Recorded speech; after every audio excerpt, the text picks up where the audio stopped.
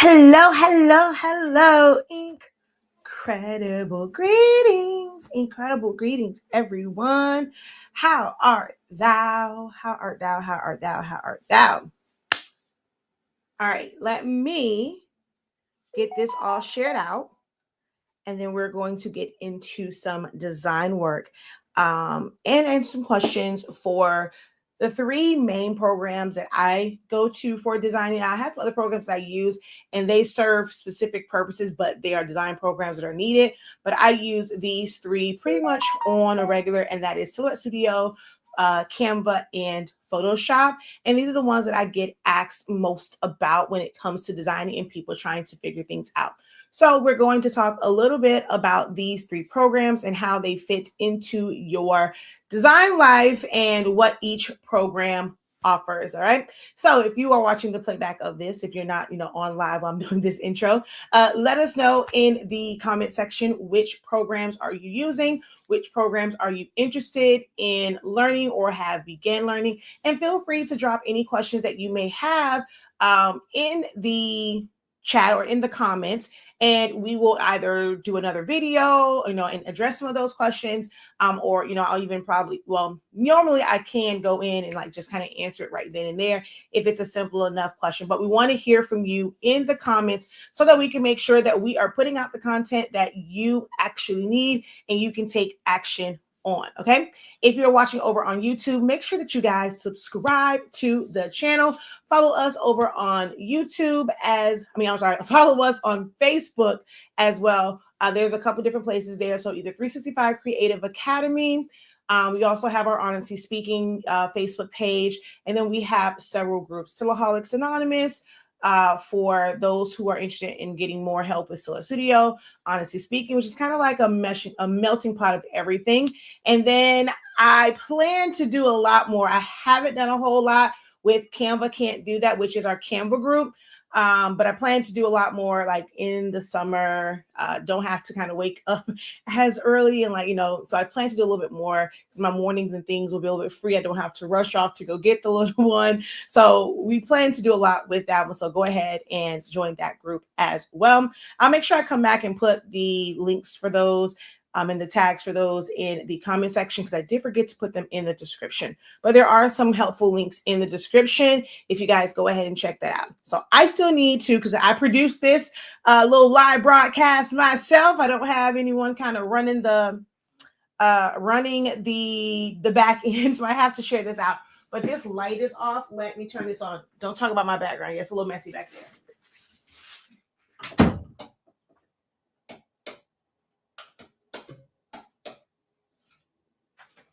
So yeah, the way my light works, I have to hit it 3 times to get it on the right setting, because it's like a yellow light and then a bright light and all this other stuff. So yeah. All right. So I'm going to go ahead and get this shared out. If you guys can hit that share button as well, even if you just hit copy link or share it with a friend, tag a friend, let's get some folk on. I know it is kind of the middle of the day for some folks. It's lunchtime, so maybe I'm catching some of you guys on your lunch break, or you're just look, I'm gonna just throw my little ear pods in. I'm gonna just listen to what the professor has to say so that I can go back and watch this. I highly recommend catching us on one of the YouTube channels. I'm streaming to all three, and you guys go in and save this as one of your favorites. So put it on your own private playlist, for watch later, things of that nature, so that you can go back to it. If you are someone who is watching right now and you're at work and you can't fully engage and really pay attention to the screen, go ahead right now, go to save, hit save, and then just save it to your watch later list. Okay. But drop a hey, how you doing? Let me know who's on, who's watching, where you all are watching from. And then let me get this all shared out and change my audience.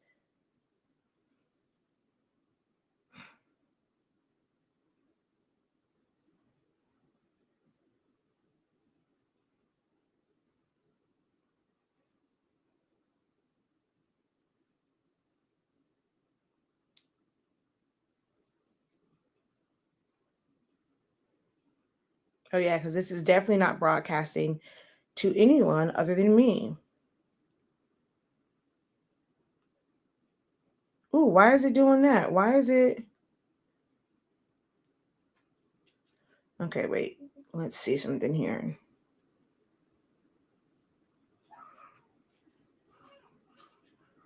Oh, why? Why won't it let me change my audience? Hold on, y'all. It's not allowing me to change my audience off of wait. Did Facebook change something? Oh, I don't like that.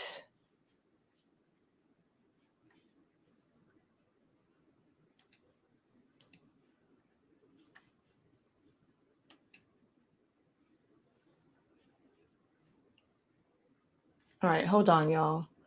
Something funky is going on here. Let's figure this out.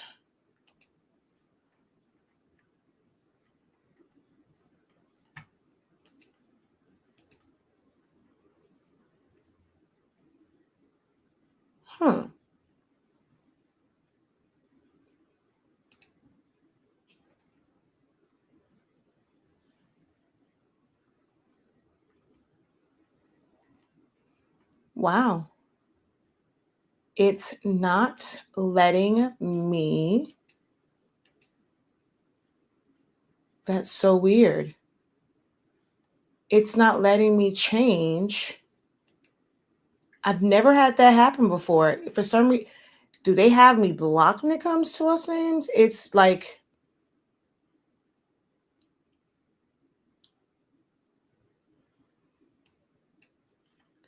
it won't let me change this from only me. Alrighty, hold on. Let's try to rectify this.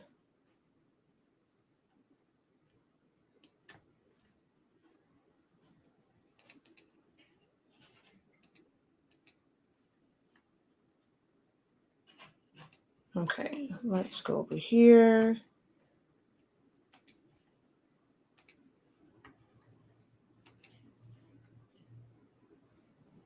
I can't even delete the post.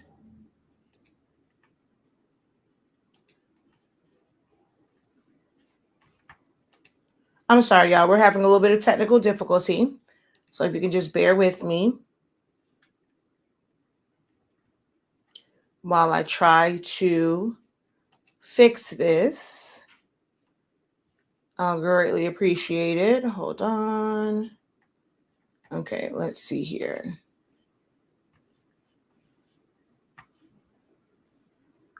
All right, that's the other one.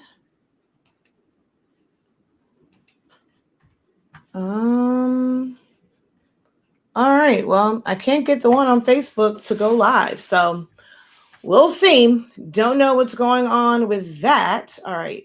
Okay, there we go. So now I should be able to, all right, edit post. All right, it still won't let me change it off. It won't let me change the, it won't let me change the, what's this thing called? It won't let me change the audience. So yeah, alrighty then.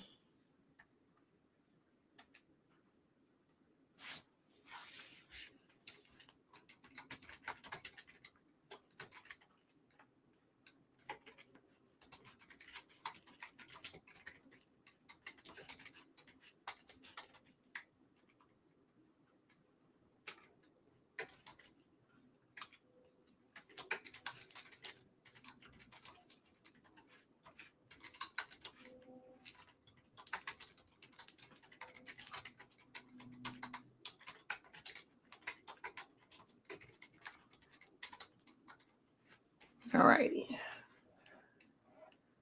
Okay, let's see here. Copy, share now. So I'm going to have to, which, you know what? It's a blessing in disguise because I did say that I want to move away from Shaquille Lavelle and you guys watching there. And I need to get you guys acclimated with following me over on 365 Creative Academy on my Facebook page. So, you know, that ain't nothing but God. That ain't nothing but because I have said that I want to push the content over there. So you know what? I can't even be mad because it is what I have asked. You know, it's things I've been praying on is just to really get that particular platform built up so that I can utilize Shaquille Lavelle like in a slightly different way. So we're going to go ahead and just share this out this way because, yeah, it is what it is.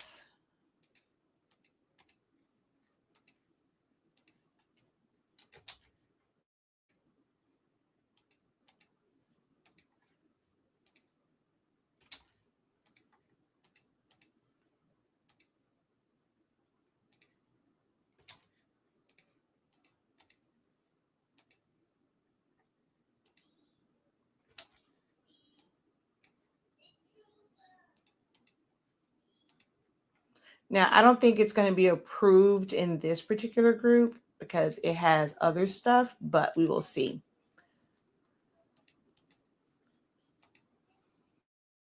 And I'm trying to get this bad boy all shared out. Okay.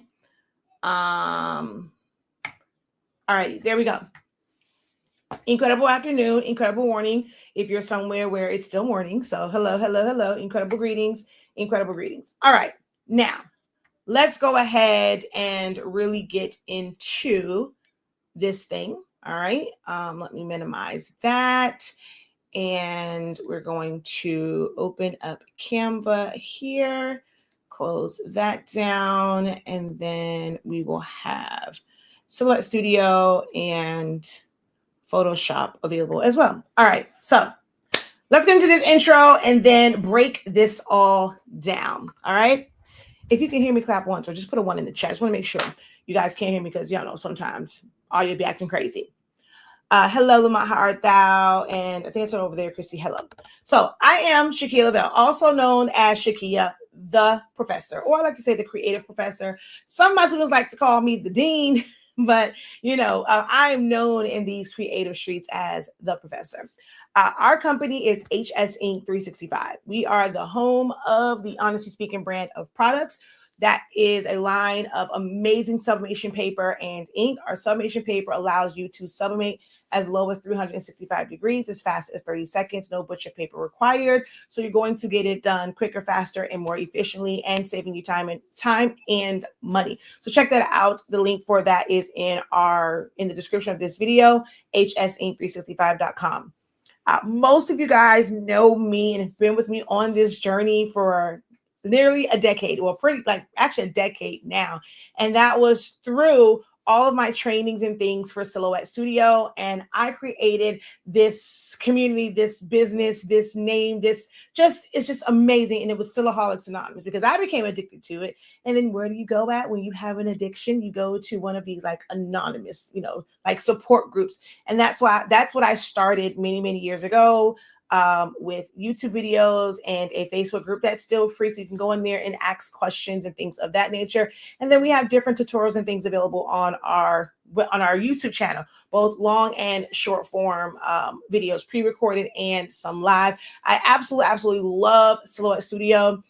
I don't think I will ever not have it in my creative toolbox because there's so many things that you can do in this program that you cannot do in others, even, the ones like Photoshop or Illustrator. And I know everybody loves Canva, but there are some things that Canva just cannot natively do at this time. And they're not a vector-based program. So there's a really big difference between creating things that are vector and raster, and their benefits are different.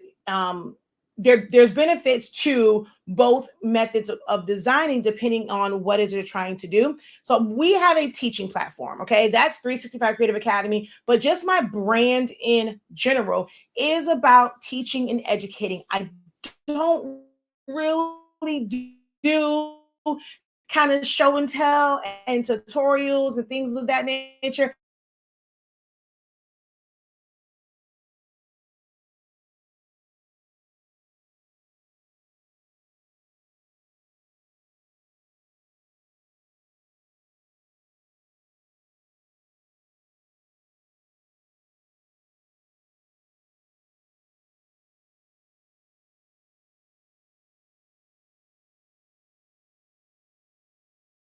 Oh gosh, I swear. These online platforms just won't let me be great. All right, are we back? Let me know if we're back. No, once I share my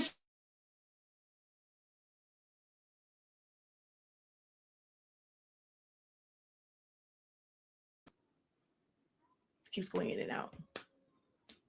But once I share my screen, it doesn't matter what platform you're on. Everyone will see the exact same thing. So it doesn't matter if you're viewing over on Facebook. Oh God. Let's see. Hopefully it won't go out again. Let me know if you guys can see and hear me now.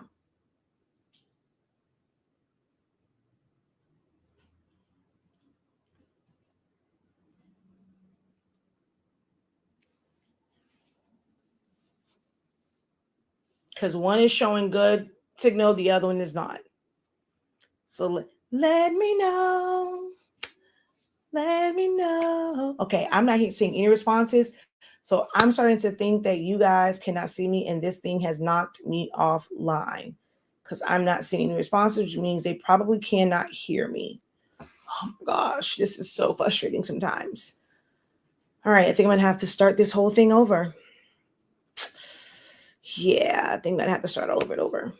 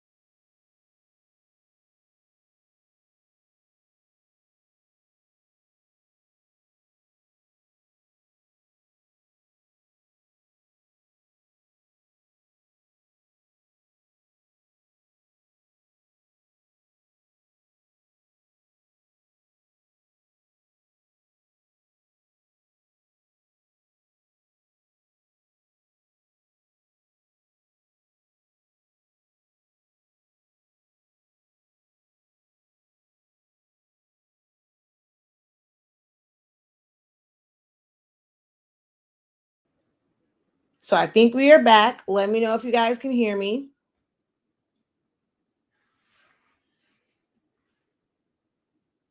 If you let me know if it's clear, I think someone says I was blurry. So let me know if it is clear. If you guys can hear me, let me know.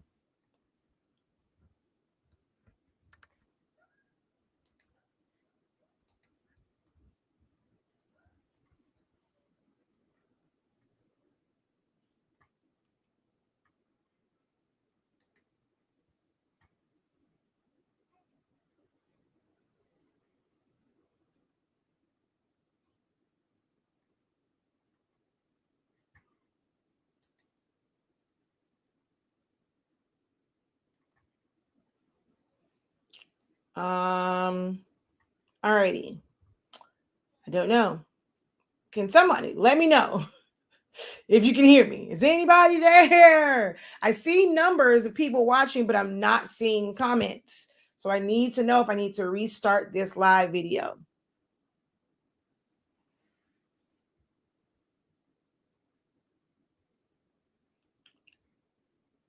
Okay. Hi, Miss Gladys. How art thou? Okay, you guys can hear me. You can see me. Okay, perfect. All right. So I'm not going to go through the whole intro again, but I was on the part was saying, I do a lot of teaching. For me, teaching and giving full on instruction is just giving background, giving you full understanding. I know that nowadays people's attention span is very, very, very short. Everything now is just popcorn, and it's like instant gratification. You're getting everything so quickly, with being able to just type something in and get an answer, especially with AI.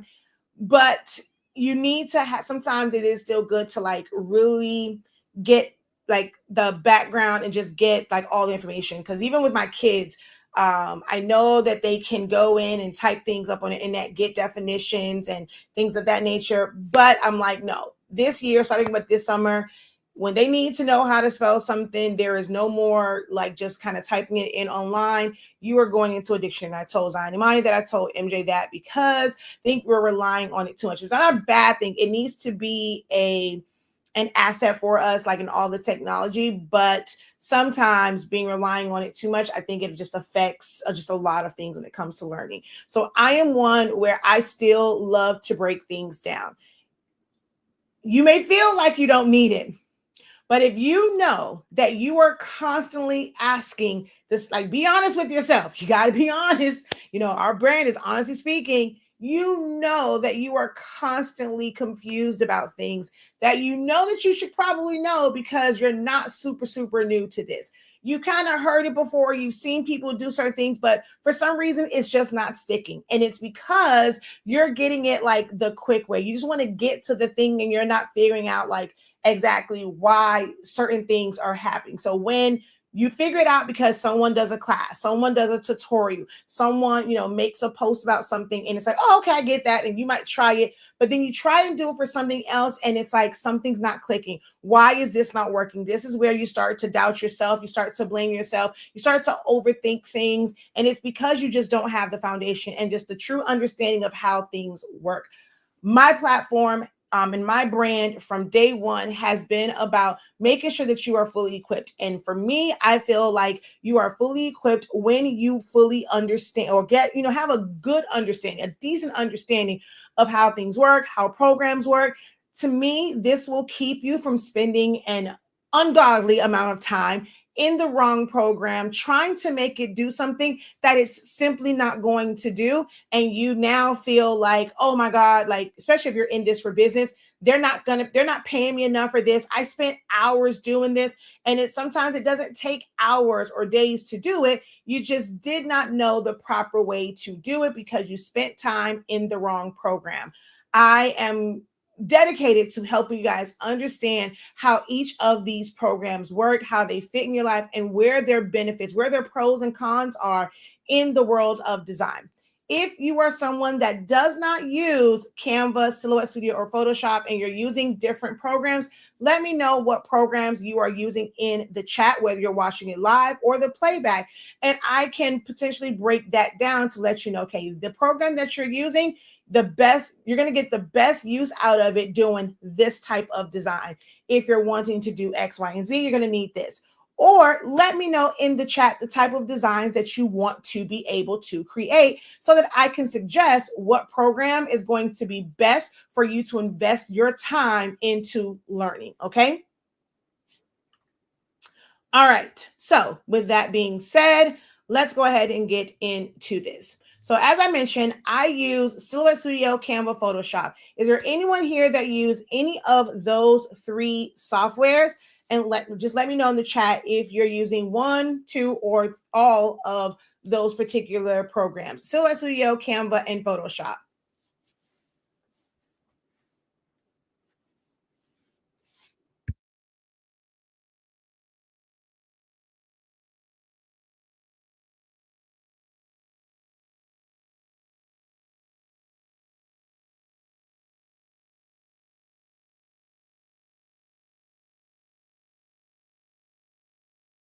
And I think there might be a delay, especially since we were going in and out from when I'm saying things and you guys are hearing it.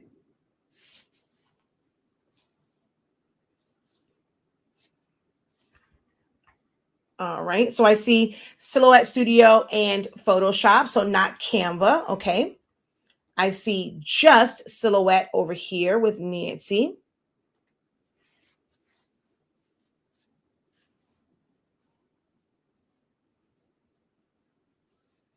I like to see Silhouette because I think people really sleep on Silhouette and what it can do.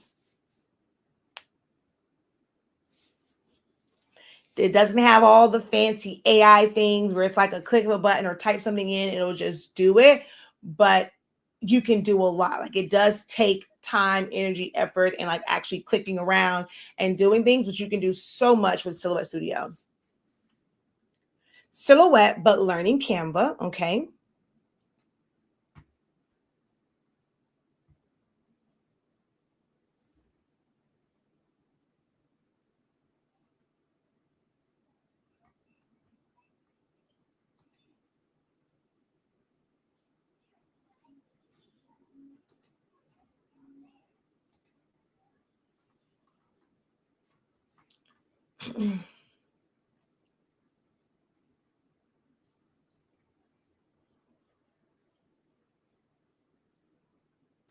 All right, hold on one second. Let me do something real quick here. I think my internet, I don't know. See, this screen isn't moving, so I think my internet might be messing up again. All right.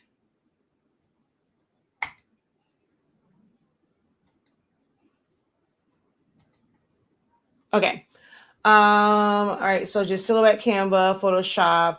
So the question right now is, are you using any of these programs? Silhouette Studio, Photoshop, and Canva. So let's break down what these programs are and how they can be useful for you. So, of course, we're going to start with Silhouette because I love Silhouette Studio. I built a whole brand around it. So, Silhouette Studio, it is the program that can control these machines, right? So, Silhouette America, they have 12-inch, 15 and 24-inch machines that are called Cameos. They also have a 9-inch machine that's called Portrait. They also have one that's for embossing, debossing, stippling. It also has cut features, which is the Curio. They had a 3D printer. I'm not sure if it's still in production, which is the Alpha. And they have a stamp making apparatus or like machine, and that is the Mint. Okay. So although the program is ideally meant for you to design and be able to send a project to either of those machines, it is also a really good standalone graphic designing software. Now, this is a program that you cannot use from a mobile device. There is a web-based version. They're still kind of working on that. The functionality of it is a little bit different, but there is a web-based one. It's just not the greatest. You're going to get the most out of this particular program by using it on a computer, whether it's a desktop, a laptop, a MacBook, an iMac, things of that nature. You cannot use a Windows Chrome. It has to be a system that has a Windows operating system or a Mac operating system. It cannot be like the Chromebooks, okay? So you would go to their website, silhouetteamerica.com, and you're going to download the base software. There are paid upgrades. They're just one-time upgrades. This is not a sponsored video. However, I do have affiliate links if you are someone who is interested in getting the upgraded version. I recommend, if you can swing it right now, go to Business Edition, but Designer Edition opens up a lot of features for you as well. So it's a one-time thing to unlock all of these different features. So it's not something you have to pay for monthly, which is appealing to a lot of people. It does not have a lot of like AI integrations like like Canva. And you have to really do a lot of things like you can trace, which is like a click of a button, kind of put some things around it, but you have to do like some manual work. Like any other program, if you're doing something that's text-based, all programs are the same. You're going to have to go to the font, to put it on there, type it in. Now, there are some things that Silhouette doesn't have, like others, where like being able to just click a button to go from all lowercase to all caps or sentence case, things of that nature. But as far as like typing out text, filling it in with color, resizing it, things of that nature, you do it the same way that you would do it in any design software. Silhouette Studio is what's called a vector-based software. Vector-based basically means that you are creating with a lot of shapes. Everything essentially is a shape or a closed path. It's not like Photoshop where you're working with those gray and white pixels, and the more pixels you have, the smoother something will look.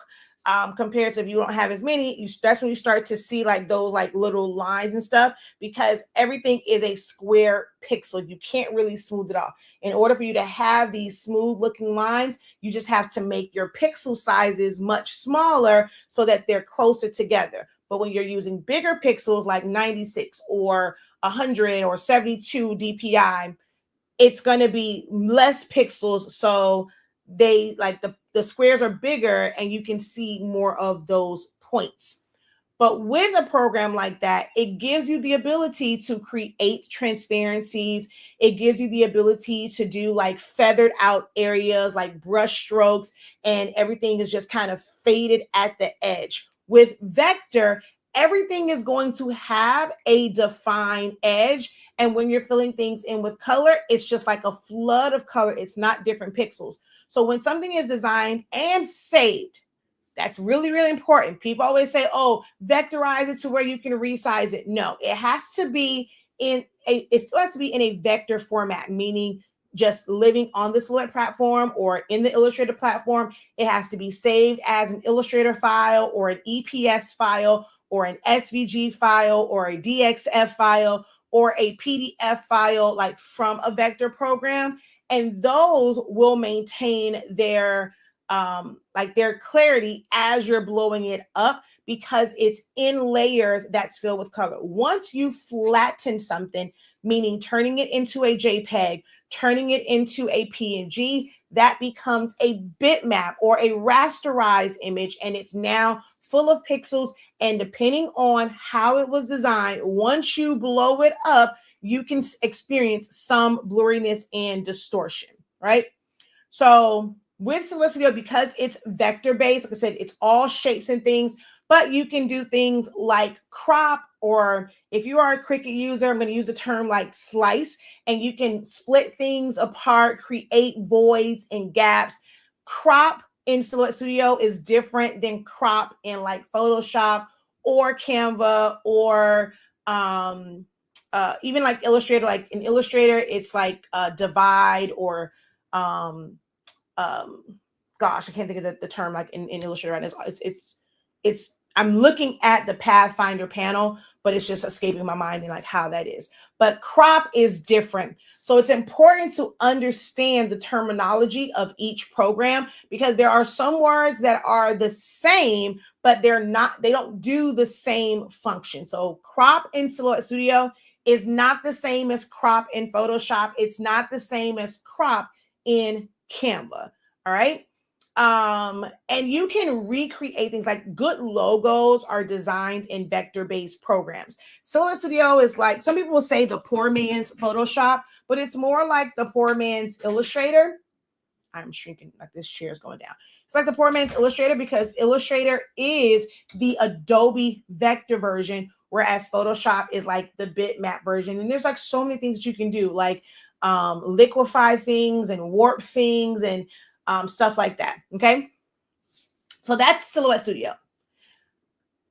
Photoshop is one where, like I said, you can have different artboards now, having things in layers. Silhouette Studio has layers, but it's a little bit different.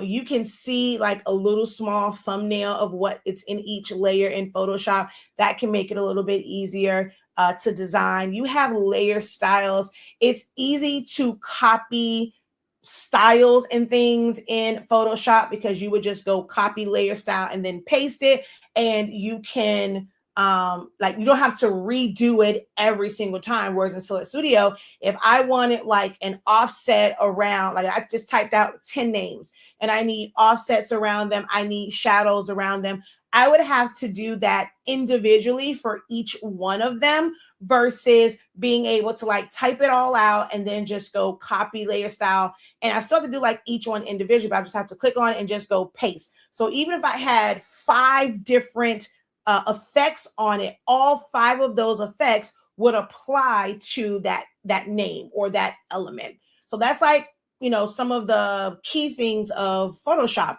Like I said, you can blur things off. You can create softer edges of things. You can blend things better to remove blemishes, or you have a timestamp on something and you want to remove that timestamp. Photoshop also has a lot of things like, you know, as far as like photography and changing lighting. And I love like the puppet effect. You have content aware fill. I'm always teaching my students in my creative business program, or we're having discussions about like taking pictures. So we've talked about this on multiple occasions where when you're taking pictures of your products, you don't want to necessarily like zoom all the way in because it's going to affect your lighting. It's going to affect the quality of this image. It is okay to take a picture that's a little bit, you know, it's zoomed out a little bit. Yes, you might see your walls, you might see the mess and the junk on the side, but you have like a nice little backdrop. But in order to really get the light in and for you to see it, you may have to hold your phone or your camera back and you might see the things on the side. That is okay. Even with professional photographers, they may have those, you know, pieces on the side, and they're going to use a program like Photoshop where they're going to, you know, either erase certain things out, clone, but most commonly they'll use this feature called content aware fill, and they will fill in those areas and it will pick up from like whatever that background is and then fill that out and like just make it really smooth. And now they can go in and do more editing to it.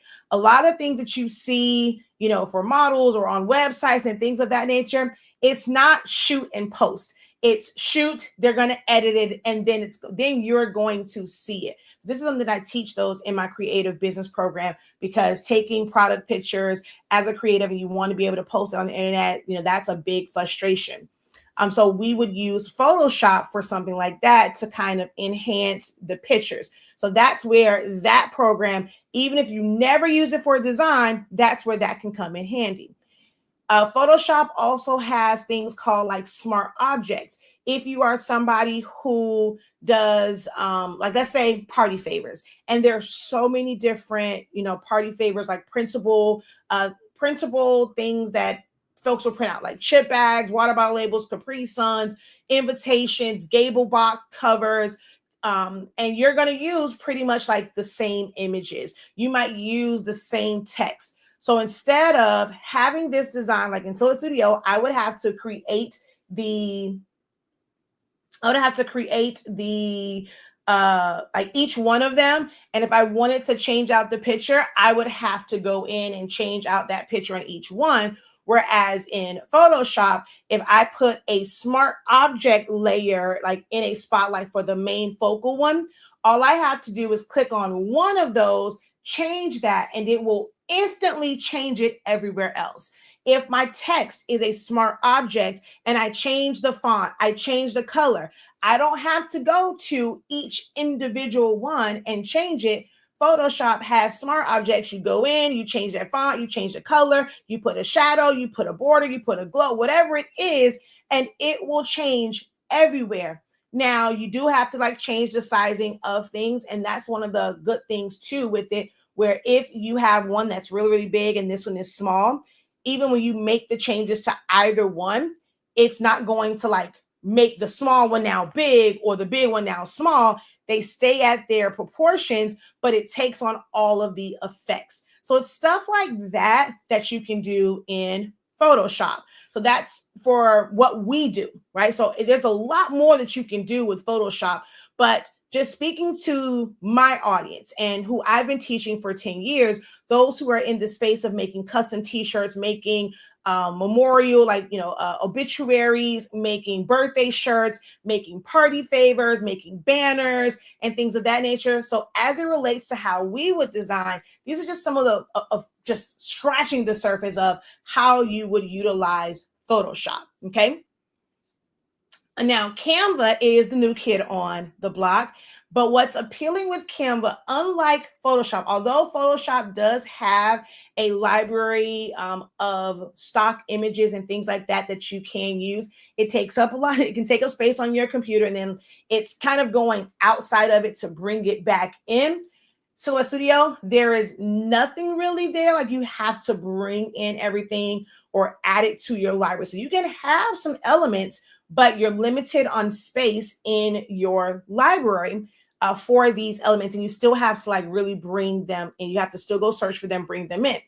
Canva is a design software that is more so like, it's not a full-on raster, but it's also not vector. Like, it's a very unique design software. But you can do all the same things. You can add text.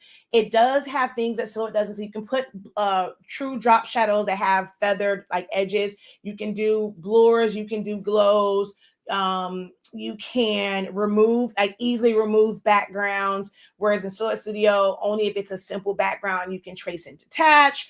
But Canva has a large library of what's called elements, and you don't have to go and a lot of times search the internet, especially for basic things like hearts or circles or blurs, spears, globes, birds, flowers. Like, I mean, it's so much there. There's stock videos, there's stock backgrounds. So if you were someone that wanted to create a background, like you have green screen, if you're doing Zooms and you didn't want it to look like, you didn't want, my background, I didn't want my background to show. There are things in Canva where I can take that and then I can then use it as basically a green screen and an image behind me. Like, there's so many elements there. Canva has a really, really big AI component to it, unlike any other program, where just by typing out words, you can recreate things, you can switch out things, you can, now they have like sheets, so it's like kind of like Excel spreadsheets. You can create tables and lists and things of that nature. You can animate things, whereas Photoshop, you cannot. Like, here you can animate it and add where things will fly in, or they'll flicker, they'll bounce. It allows you to save it in so many different file formats. You can use it for design. You can use it to create digital products, ebooks, files. People use it to create, they call them design templates. I just call them edible designs or edible files, because to me, a template is just giving you the shape. That's just by my definition. But you can also create things, like utilize it for your business. I use it for thumbnails. Some people who are really big into content creation and they are making their money that way, they need to make aesthetically pleasing Instagram posts and things of that nature. They have sponsored things. They can go in there and edit these pictures, put outlines and mix and match, and just kind of create all sorts of movement to it. So it's a really, really useful tool. None of these would ever satisfy all of my creative needs by themselves. It truly, for my business and just like really every day, because I use it for a lot of personal stuff too, I rotate between these. To me, Canva is that like software. It's like, it's really what was needed between Silhouette Studio and Photoshop. Like, it just completed the set. Although I have editing software for I use it for video editing. So it's amazing for that as well. I've spent plenty of money, I mean good money, on video editing software. And, there are some, on the basic level, you can do a lot in Canva. And so for me, it was just that bridge. Like, it just completed the set. So I personally cannot survive without, at this point now, I can't survive without those three, as well as my Chat GPT. Well, and now Gemini. So I love Gemini too. Like, oh my gosh, the responses from Gemini has just been amazing. But I need all of them. But for design, Silhouette Studio, Photoshop, and Canva. Now, some people, are using like the Affinity. Even with that, they don't have a strong AI component to it. So with designing with AI, Canva is needed. If you are not utilizing Canva, you can create a free account and just try it out and just kind of see. Join our classes where we'll show you like how you can, soft launch and kind of include Canva into some things. Even if you create somewhere else, how can you then use Canva to enhance it? And like kind of just add those little touches to it. That's going to be in our Canva design class, but you have to go through our Canva 101 in order to qualify, because that is a prerequisite, because I need for you to understand what Canva can do and what it cannot do, so that you can fully, just take advantage and like just really soak up all of the good design information. Okay. So that is the 3 programs in a nutshell, and what they do, their pros and cons, and like how you can use them. Okay. I use and feel comfortable with Canva, but I would need help with Silhouette Studio Basics. Thank you. I have not used Photoshop at all. We have the absolute best, like the absolute best Silhouette class, because I'm breaking down the tools and functions. In order for you to be really self-sufficient and for you to be confident and just feel like you can just make anything, like you can look at something and be like, okay, I know I can do that in Silhouette Studio, and then go and try it just to try it out. Our program breaks down every single essential tool and function, what their uses are, how they work with other things. And once you get that understanding of how it works, as long as you keep practicing, and like stuff like our design challenges, this is where we're combining the different tools, and you can see how you create this by doing this. So we have 7 design challenges on our website that you can purchase. We're going to end up doing some more. I probably will do them before. I normally don't do them until the last quarter of the year. I'm probably going to start doing those a little bit sooner in the year, instead of the last month of the, I say last quarter, it was literally like the last month of the year in December. But if you go through those, you'll start to see how all of these tools and functions kind of work together to create different things. So I highly recommend that you look into our classes and programs within our academy. Incredible greetings, incredible greetings. Hello, hello, hello. She was like, I didn't know the uses for all of the Silhouette. I know a little about smart objects, but need to learn more about it. We have a Photoshop Essentials. I am all about essentials first. Before I really get into like designing with people and things of that nature, I recommend our essentials. So understanding Canva 101 is like the essentials of Canva. Silhouette Studio, Learn Silhouette Studio in 30 days is basically Silhouette Studio Essentials. And then we have a Photoshop Essentials, and it breaks down all of these things to give you the knowledge and information at the basic level. Don't skip over that. I know it's more exciting for someone to say, ooh, I have a class. I'm going to teach you how to design an all over shirt. You're going to do that, and they're going to click, and they're going to give you these elements and things of that nature. But then when you go to do it yourself, it's like, why is this not working? Because you don't understand, because your elements might be different, and what you're bringing in. Something as simple as the image that they use had a solid color background, and now you're bringing in something that's a little bit more complex. Okay, now what do I do with this? How do I remove it? Because the background remover in Photoshop isn't always the greatest. I've shown that. Like you would think, because that is the professional program and that's like the most robust one, that you would like, it'll just be perfect, right? You'll click on it and it's going to, no, not the case. I've gotten better results with things like Remove BG. So I still, even though I have Photoshop, I still keep Remove BG, because sometimes it just removes the right amount of the background, and then I may have to go back in and kind of tweak some things. But Photoshop has done me dirty sometimes. Canva's background remover can be like, but it does not like white. If you have white on your edges and there's not like something else there, it will pull out all of the white, and then you can't really go in to like pull it back in the same way. It's a whole lot of. So there are some pros and cons to each of the programs, which is why I find that some people feel like Like I know because I've heard it, right? And it's like, well, I don't want to have to go back and forth. I want to do it all or the majority of it in one program. But the way that you have to do certain things in some programs, you will spend more time trying to do it there versus, okay, let me go over here, do this part, and I'm going to save it and bring it over here. Yes, you have to save it and transfer it over, but you're going to get it done faster. And in our industry, when you're designing so much, this is the part that you guys don't charge enough for. Now, my students, like, they're working on their mindset, but now, like, going into it, give them a couple months to feel more comfortable. They're not going to be they're already starting to charge for designs.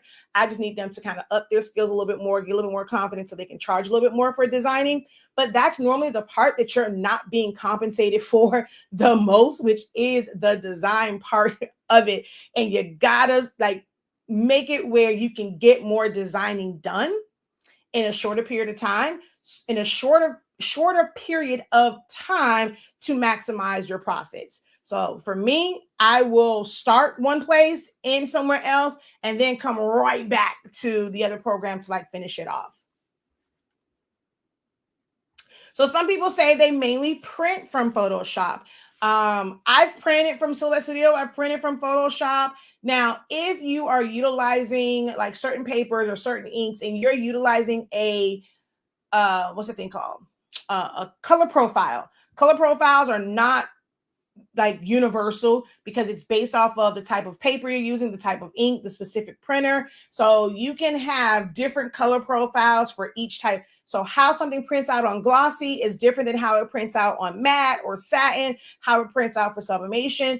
So Photoshop allows you to customize your color preference, like your how it will print out, and even how it looks, being able to switch between CMYK and Adobe RGB. So there are some benefits for that, but I've printed things from Silhouette Studio and have gotten the same exact results printing that same thing from Photoshop. And thank you for bringing up print, because with Canva, what most people don't realize, because they have a big icon that says print, that just means, okay, you're going to design things here that are more so for print purposes. Like, the end goal is to print it versus it being digital. Canva, you cannot, I repeat, you cannot print directly from Canva. You have to save it and then print it from a different software. If you're saving it as a JPEG or a PNG that is to the exact size, or you have to save it as like or you have to save it, bring it back into Canva on the size paper that you plan to print to, or have a vendor print to, and then you have to resize it. So you cannot print from Canva. And if you are somebody that wants to use your phone, you will need to bring that back into Canva. If that is something that you're not quite understanding and you would like to see a live representation of that on this live, go ahead and drop a 3 in the chat for me if you need to see that in real time to understand what I'm saying. Okay.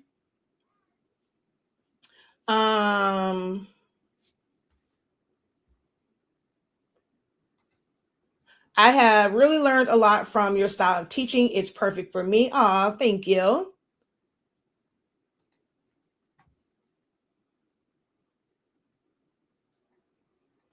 So I want to show basically, so this is a good one. And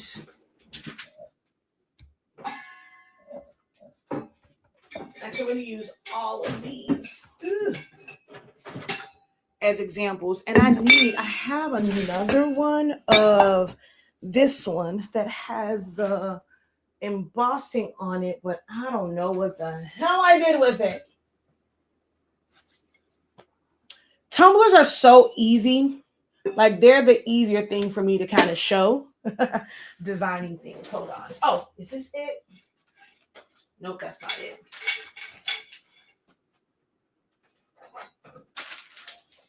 That's one that's just a little messed up. I gotta find that. Okay. So I'm going to use these tumblers to kind of give you a breakdown of the different programs and how you can utilize them to create different designs, okay? So let's start with, I was going to start with this one. So it's this big thing with some instructors, like coaches and teachers, in the craft space, in the creative space, when it comes to making invitations or t-shirts or tumblers or mugs or clack fans, handheld fans and signs and banners and things like that. And they'll say, okay, learn to design so that you don't have to go and buy anything from Etsy or design bundles or anything, like, all of these different places. And a template would be, okay, taking MJ out, right? Already having this set up for you. So it already has the graduation cap, having the 2025 or whatever year set up already, having the outlines where you can click on it and change this to a color, click on the white, make that a color, click on the inside and either fill it with a pattern or fill it with solid color, right? Now this part down here, it would be kind of hard to have something where, okay, everybody's name needs to be arched, because I arched his name because this is his whole first name. This is not two names. His first name is Makai Jeremiah. So in order to make that fit and the letters can be a little bit bigger and a little bit more legible, I had to curve it. If I would have just gone straight across, it would have had to be a lot smaller. So these are things like design-wise that I like to kind of teach. Doing this in different programs, like let's say Silhouette Studio, it's not a button where you just kind of click on it and it just curves it, right? Cricut has one where you can arch text and it just makes the curve where it's going to basically try to, like, at the end of the day, the max for it is like a circle. You can't adjust how it curves. Whereas with Silhouette Studio, when I can put a circle, I can put an oval, so I can have a slight bend versus a really dramatic bend, how it would be in Cricut Design Space. Canva is the same way. If I were to go in and arch it, it only moves a certain way because it's eventually trying to get it, like, it's gonna, based on the length of it, however it arches, to basically get it to go into a circle. Now, Photoshop is a little bit different because it has warping, and that's like a click of a button. It has what's called basically like envelopes, and it has these pre-designed ones, and you can like warp things and change it and stuff like that. So they're all different. When I'm doing something like this in Canva, I don't really like how his name comes out all the time. So I will design it in Silhouette Studio and then put the offsets on it and then save it. And I will bring that particular like PDF file or whatever. And there's other ways that I'll bring it over also. And I can bring it into Canva, and then I can change the colors of the different layers. So if I really, really want to do something in Canva, I have to design it in Silhouette first, and then I'll bring it over so that I can add it to the design. But this was all done in Silhouette Studio. Knowing how to design or knowing how to use the program, you would not need a pre-made template to put the grad cap. You may purchase a grad cap because your skills may not be there to create this grad cap with all of these like little elements, and you see like how this is, right? If you learn a program, you definitely could create this element from scratch yourself. It's just a lot of shapes and knowing how to adjust edit points or making additional shapes and then subtracting and things of that nature. But you may just need to purchase this element. Or with Canva, somebody who is an actual graphic design artist would have created this, and they just made this particular element available for you to customize. So you can end up buying this. Now, something like this glitter background, that takes a lot of patience. to create that background because it's all digital. It's just a mixture of colors. It's not like someone just takes a picture of glitter, which I've seen those as well, and then they're putting those like online. Like this is a digital rendering. There's just a lot of like little squares and different colors, and it's like it just a certain way that this has to be done. The average person would not have the patience to create glitter from scratch. So this is where you end up purchasing those assets, purchasing those elements that you can then put in. Now you can literally have one color, as long as it's not black, white, or gray. As long as you have at least one colored like background like this, you can make it an infinite number of colors in Silhouette Studio, Photoshop, and even Canva by adjusting the hue, the saturation, the contrast, the gamma, things of that nature. Each of these programs have that option. This started out as a totally different color. When I first started like with this one, because I had someone, I did an orange one. I ended up changing it. I got a set of these and they were a bunch of different colors, but I never worry about, oh, that's not the exact color that I want, because I have the skill set and I have the know-how of each program, and even in Silhouette Studio, to make it the color that I want. You can change the tint. You can change, like I said, the saturation, the contrast, the hue, the tint, the gamma, things of that nature to create this color. Then we go in and we're going to bring in the picture. Now, Silhouette Studio doesn't have a click of a button where I was able to remove the background. This particular picture was taken in front of a bunch of balloons. So I could go in and individually, using edit points, go around it, and I would crop it away to be able to remove the balloons. Well, that seemed too much, right? Like who wants, because there are programs where you can click a button. So I could have opened this in Photoshop, used the background remover, and then save that, bring it back into Silhouette Studio, because this is a vector-based design. It's with that. I can take it into Canva, use their background remover, save it as a PNG, bring it over into Silhouette Studio. Use remove BG, easily click of a button, remove the background, which is what I did, bring that into Silhouette Studio. So like I said, that's one of the limitations. Silhouette Studio does not have a background remover integrated into its program. So you would have to use something else to bring it back in to be able to put it like here. Okay. And then, of course, we have our text. Any of the programs could do the text. Now, when it comes to, like, let's say the way this is here, and there's an outline, there's a shadow and things like that, I'm able to do that in Silhouette Studio, or even, well, I'm going to say Silhouette, because you can do shadows and things in Photoshop, but not to this extent. So Silhouette Studio, because it's vector, if you look, my outlines have sharp edges, just like the text.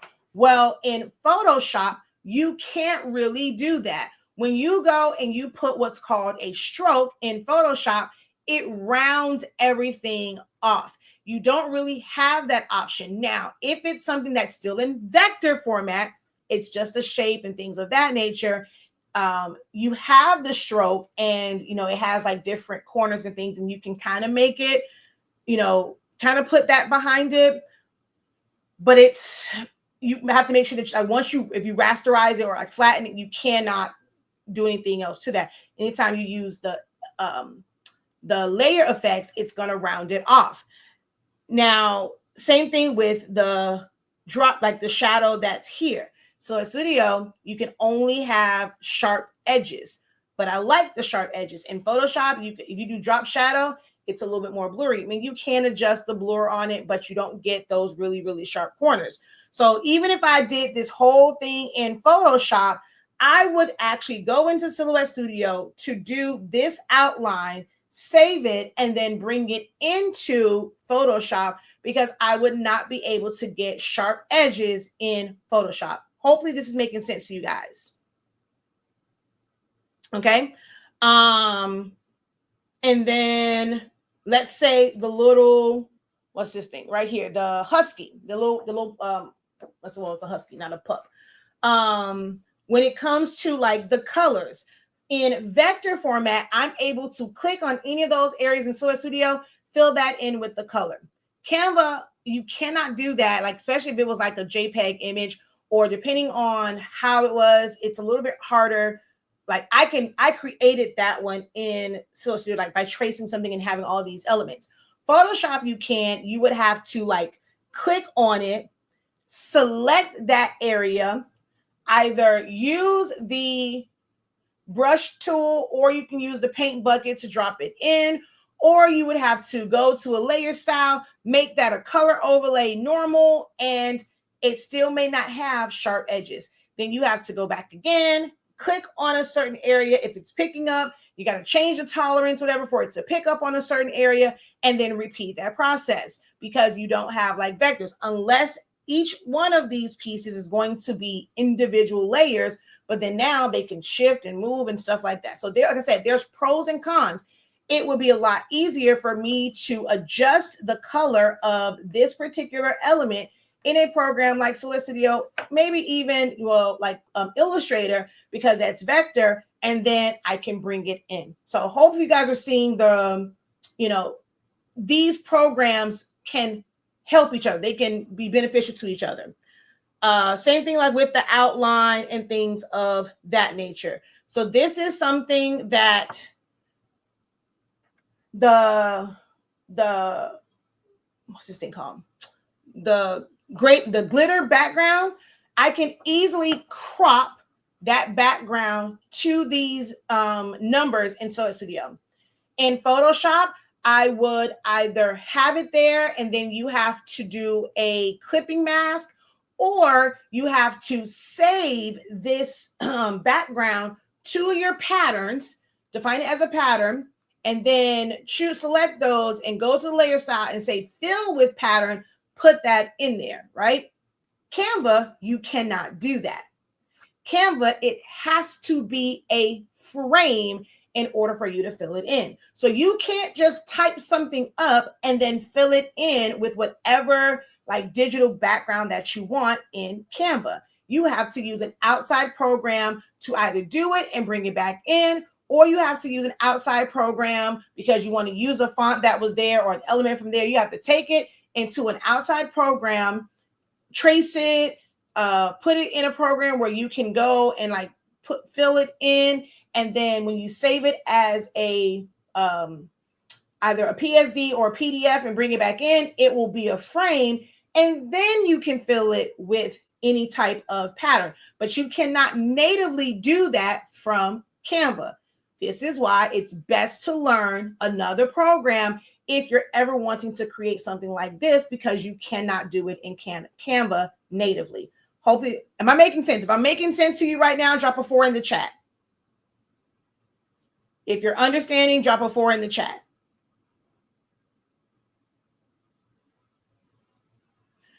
Yes, so it does. That's what I said. You can use Canva to remove it. Canva purchased the rights to remove BG from Paddle. And so now that technology is incorporated into Canva as long as you have Canva Pro. It's a part of the magic edits.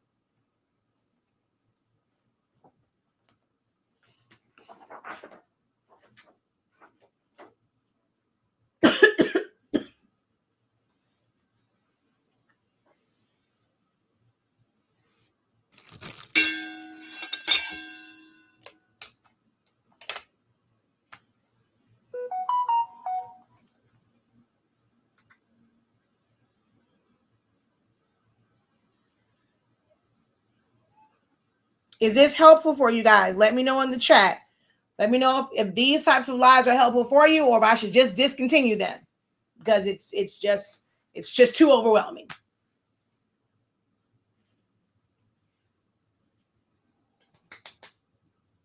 Okay, I don't know if it's a major delay.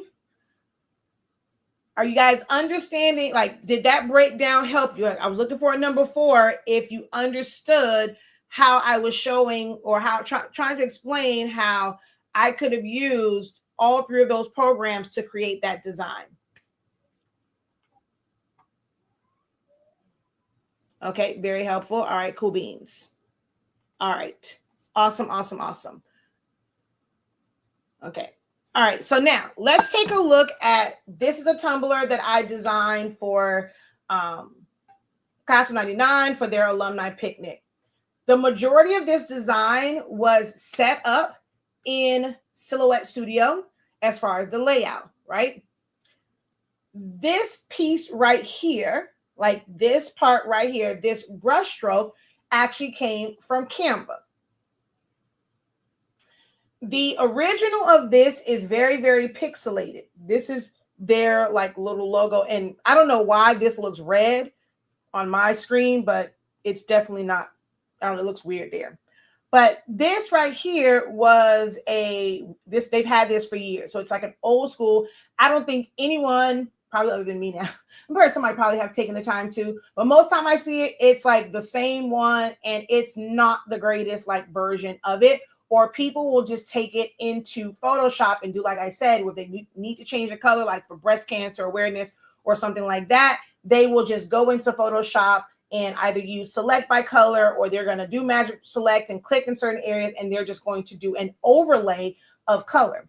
Well, I vectorized this in Silhouette Studio. Actually, you know what? I think there might be a version that's vector that's on vector stock. I don't know.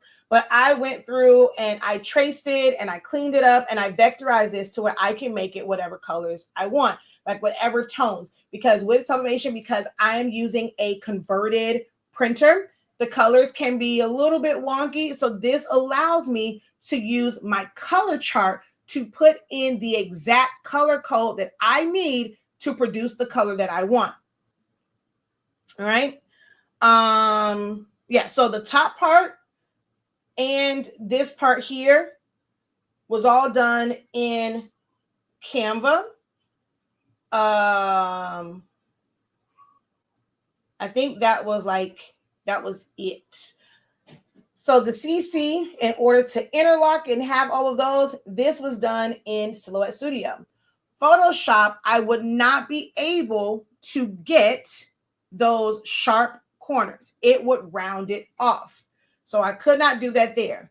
But now the color in the background, because I actually end up eventually putting an orange overlay. Now you can somewhat do it, like remove the color, make it black and white, add red and stuff to change the tint of it. But Photoshop is easier because you just go in and you just put an orange overlay over it and you do the blend mode and it's going to make it easier. So for that part, I went in, I downloaded that image, I took it over to Photoshop, I put the overlay on it, I saved it as a JPEG. Now I can take this into Silhouette Studio and then just kind of use it that way, because it was important for me to have this where it was just solid. I eventually took it back into Photoshop. Probably could have stayed over there because I did eventually take this finished design into Photoshop and I used the embossing feature to where the numbers and things, they were no longer flat, they were raised. They were just like that embossed look. So I probably should have just stayed my behind over there because I end up going right back. But something like right here, I'm not sure if you guys can see it. Oh, yeah, the back of it kind of messed up on that one. But the fade right here, right? You can see the fade. You cannot create that in Silhouette Studio. You cannot create that in Canva.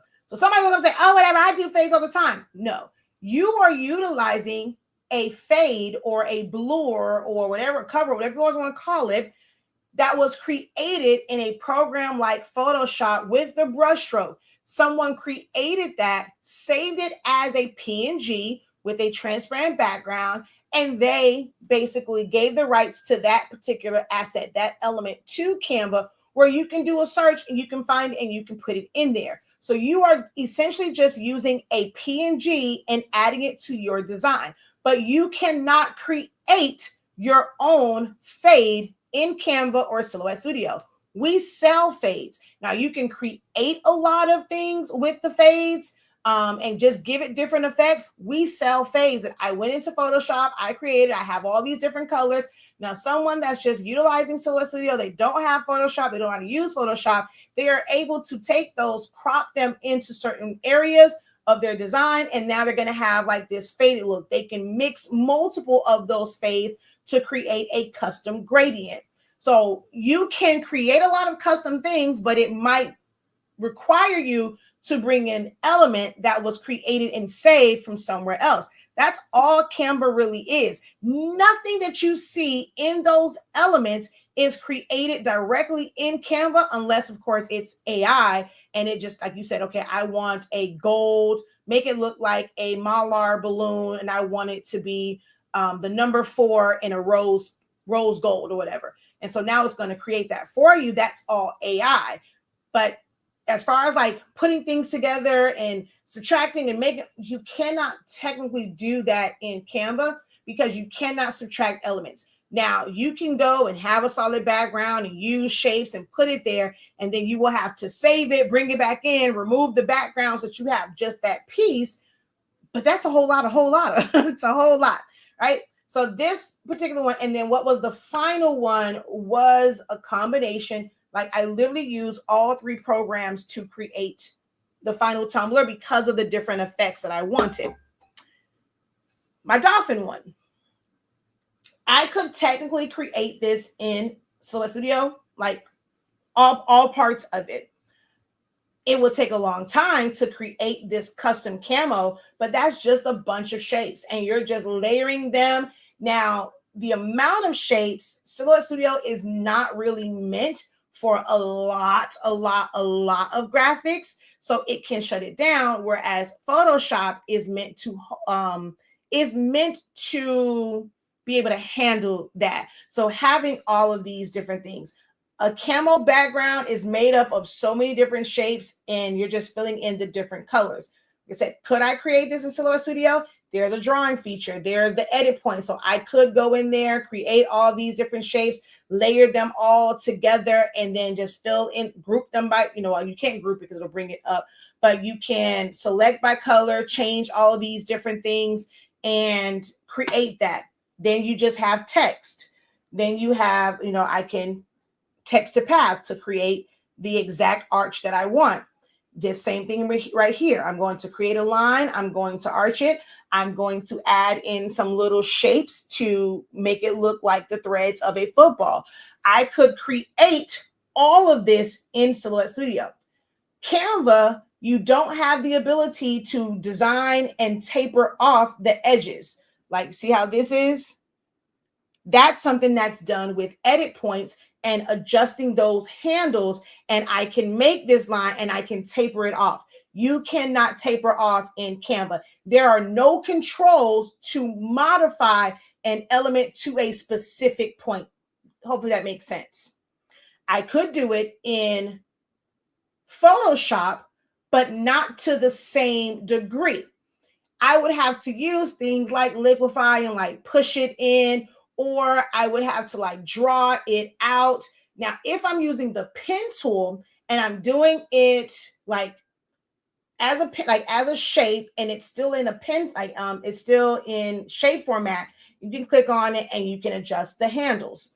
But if it's rasterized, then you cannot. Like if you make a mistake and go in there and rasterize, unless you're going to undo, you have to like recreate it. But Silhouette Studio, even when you convert to path, you're always able to adjust those handles as long as it was not saved as a JPEG and then brought back in. Anything that you create in Silhouette Studio, until you save it as a JPEG or a PNG, it has edit points to it that you can adjust and manipulate. Okay. So this whole thing, and of course, you're just bringing in this was an Action SVG to where I can adjust the colors for the logo here. This is one that's just glitter.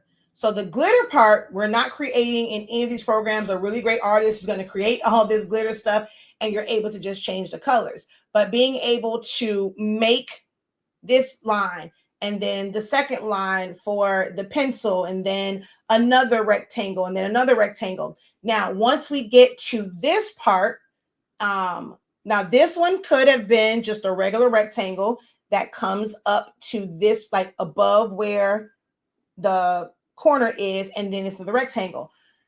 Someone will look at this and just think, oh my God, this is, oh, I wish I can create. This is literally nothing but rectangles. That is it.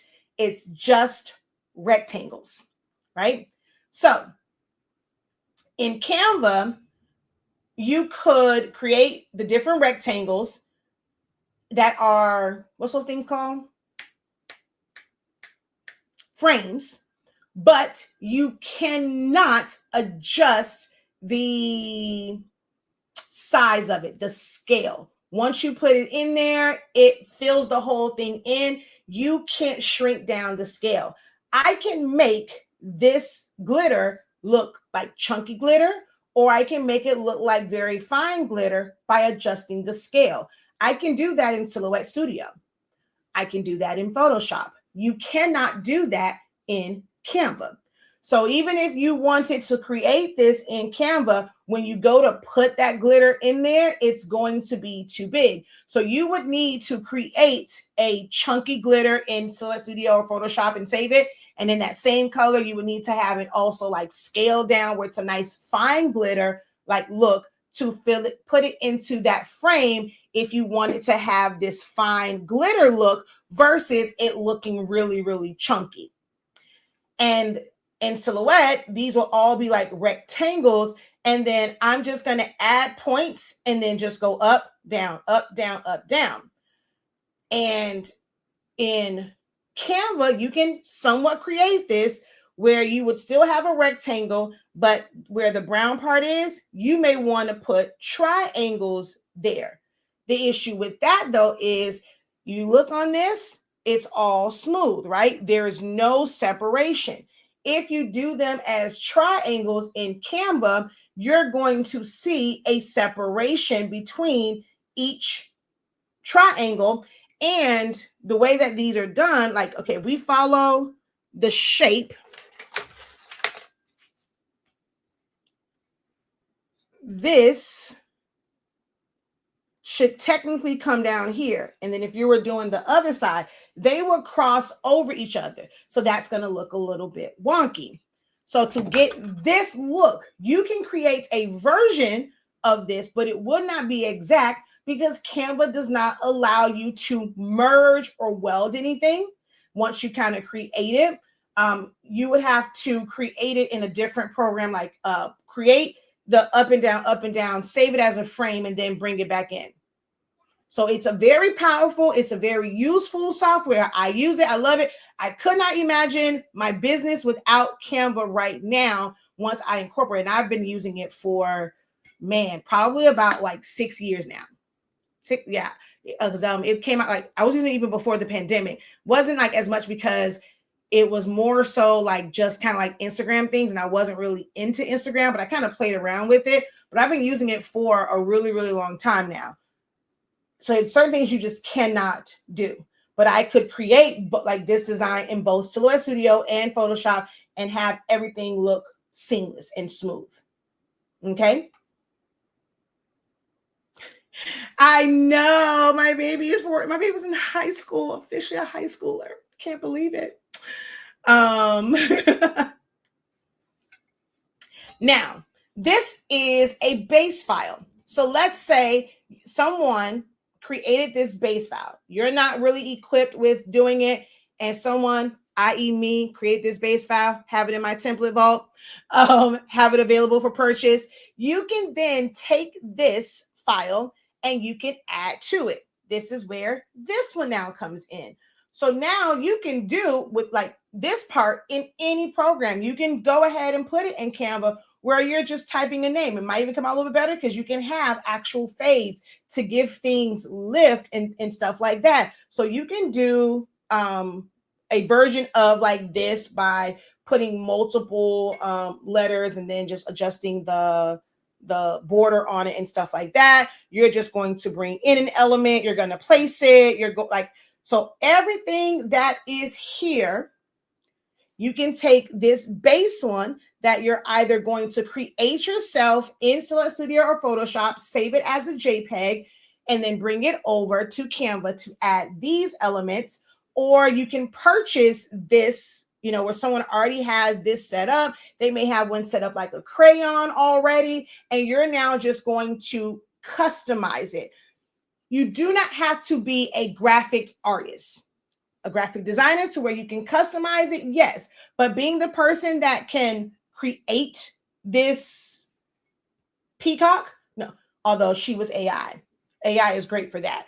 But being able to create this peacock, you don't have to be the person that can do all of that, know how to do the shading and all of those things. Now there's AI to create different elements. Would you be able to use AI to say, I want it to be a pencil background that has a peacock. I want the word teach in yellow, blue, purple, pink, and orange. And could you tell AI to create this? Absolutely not. But if you have certain elements, you learn via the professor how to then bring these elements into a design. Where do you position them at to make sure that they're going to fit onto your substrate beautifully like this? Okay, so there's that one. Last one.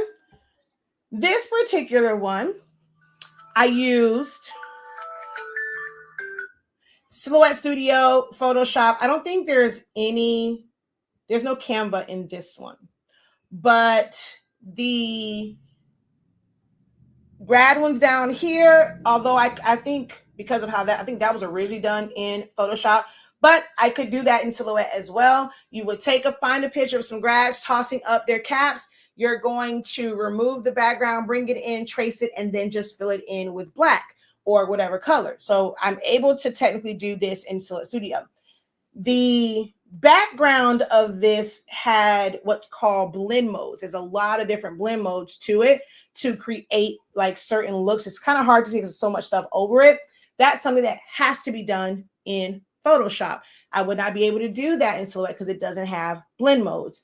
My fades, although I already had the fade bars in my library in Silhouette Studio, I originally created these fades in Photoshop to where I'm able to put them behind elements and crop them down, and it's going to give me this look. Silhouette Studio works in layers, so I'm able to send things to the back, bring it to the front a little bit easier than I can in Canva. Canva's on, like, I like that you can see the images, but being able to have that open, like you always have to, like, if you want to do something else, that ends up closing. You have to go over here, open it. Whereas in Silhouette Studio, I can have my layers panel open and I can just easily move things around. So I prefer that. In Canva, if your element has this large box around it as a PNG and it has all this negative space, you can't select the things behind it. Silhouette Studio technically is the same way, but when you trace and detach with Silhouette Studio, it gives you, like, it's now contoured to just that particular element, and you don't have this large box, so I can select things behind it. This is also an issue when it comes to Photoshop, and if you have this large box that has all of this stuff, you cannot select what's behind it. So for selecting things, Silhouette Studio becomes easier for me to select something and just move it around. Again, the text and like how I like my outlines. If it's a text that has sharp edges, I want my outlines to be sharp. I don't want them to be blurry. Therefore, I have to use Silhouette Studio, or I would be able to use like Illustrator to create the 3D look at the bottom. I cannot use Photoshop for that, so I kind of get that look. I need to use and still have the sharp edges. I have to use Photoshop or Illustrator, a vector-based program for that. Now, the images here, I took them into Photoshop. I did not want the silhouette drop shadow because it's sharp edges. I wanted it to be a little bit softer. So that there, the shadow behind it, you can see like behind it, it's blurred. I do that in Photoshop, save it as a PNG, and then brought that over to fill it all in Silhouette Studio. What's these things called? The little sparkles. I can create one in Silhouette Studio, white line. I have a white fade, like a circle one that I had to create in Photoshop, bring it over. So if I wanted to, could I make that over there? Yes. It was better for me to make this in Photoshop.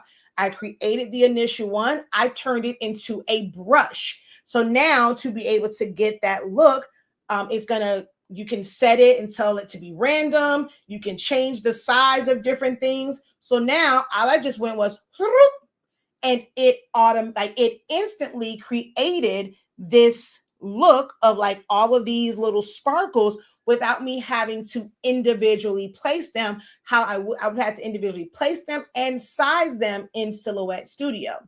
This is where like these programs come into play to be able to create things with ease for something like that, where I create one and then I know how to adjust the brush tool to make it scatter, to make it where it's going to give me smaller ones. So once I just take that brush and just go, it gave me that. I'm going to save it as a PNG with a transparent background. Now I'm able to use that in whatever program I want, and I don't have to recreate it every single time. Are you guys with me? All of these programs serve a purpose. They can make your life easier once you learn it, but you have to want to learn it if you want to design to that level. Now, it's okay to not learn each one of them. If you're someone where you're like, okay, I just need something where I can efficiently plug and play. Even Canva won't really give you everything. My recommendation is at least learn Canva and Silhouette Studio. Like, if you don't have to have a machine, you do not have to have a machine in order to use Silhouette Studio. You can download it for free. Anyone can use it. At least get that, because there are going to be certain things that you need to be able to do. And there is a way to be able to save stuff from like utilizing the free version. It's a third-party app to be able to save it and then bring it into Canva. If you have Canva Pro, you can remove the background if needed and things of that nature. But you want to have more than one program. They complement each other. Any questions for me before I hop off? I am more than willing to answer any questions you guys have, anything that you're confused about. If you have questions about any of the particular programs, let me know.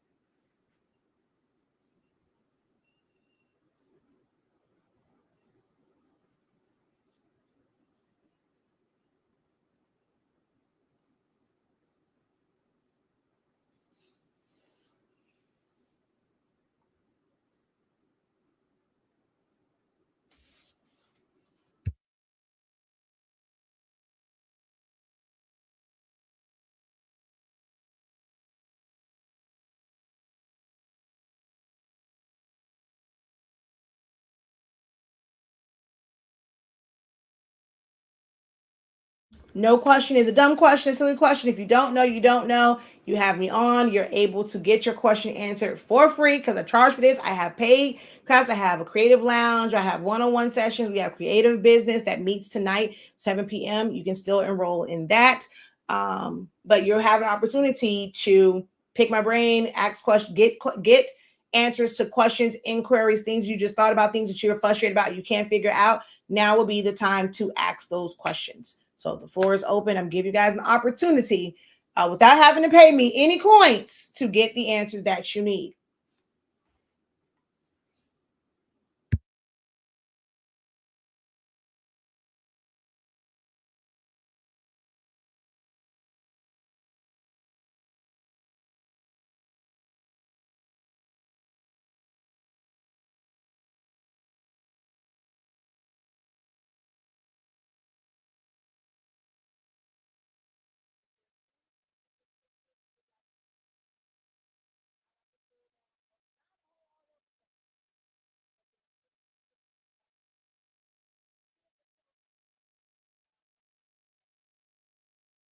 Y'all can't hear me. My bad. If there's any type of design or technique that you guys would like to see me do in either of the programs, you can also let me know that. So I'm not going to do like an all over shirt, like a full on, but if it's something kind of simple and it's like, okay, I wondered like, how is this done? I can't figure this out. How are they making this intertwine like that or get this look? Let me know and I could possibly show you in any of the programs. Okay. Oh, wow, Myrna, you are way back, way, way, way back. And I'm wondering how many people are like not at this point where I'm asking if you have questions. Because for her to put a 4, She is way back there.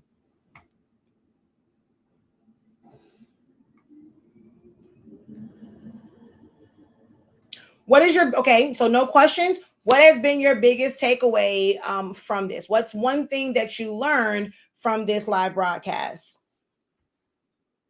Even if you're watching the playback of this, go ahead and drop it in the comments.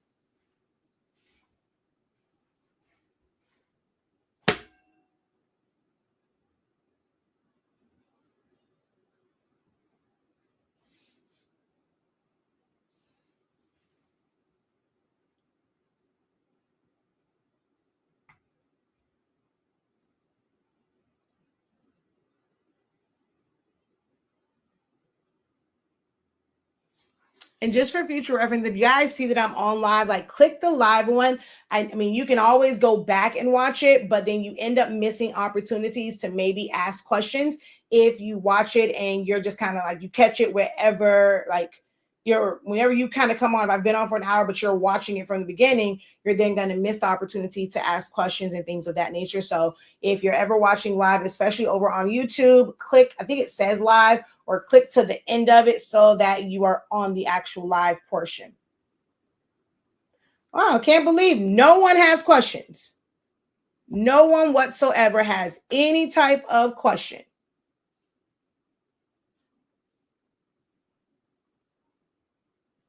And you also didn't ask me, like, no one had any takeaways from this. You didn't learn anything new. No one learned anything new. No one has questions. All right.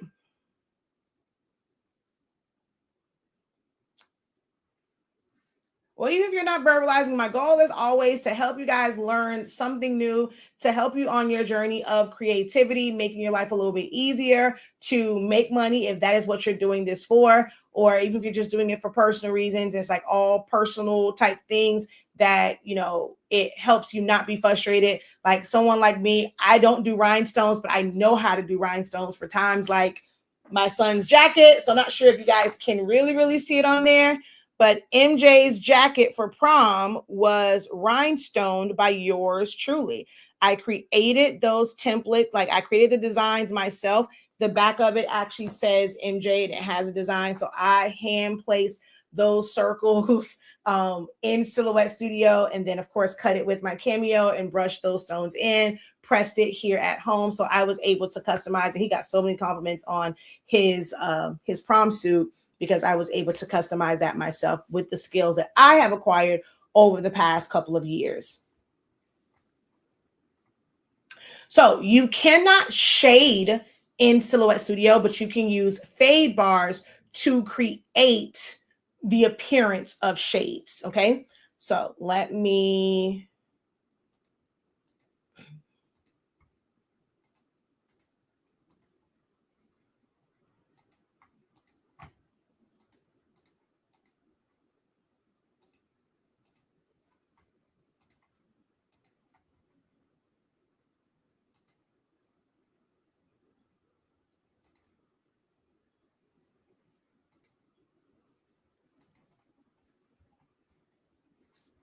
All right, so this is one that I'm going to end up doing. There's a question in a group, so I'm going to show, like, because she wanted to remove this, but what are you going to put there? Like, there's, oh man, it's just so much when it comes to designing that.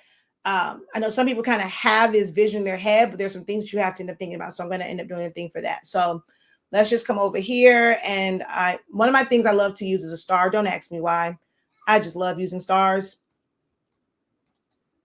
And so now I'm going to convert that to a path.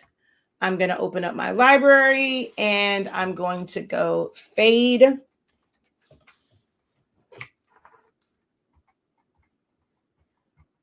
Well, I'm just now seeing your question about the shading in Silhouette Studio. So I'm just going to bring, well, I didn't mean to do it that way. So let's undo. I got to click off, and we're going to merge.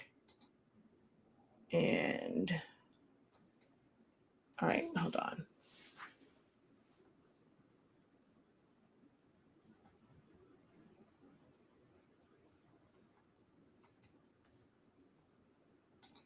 And merge.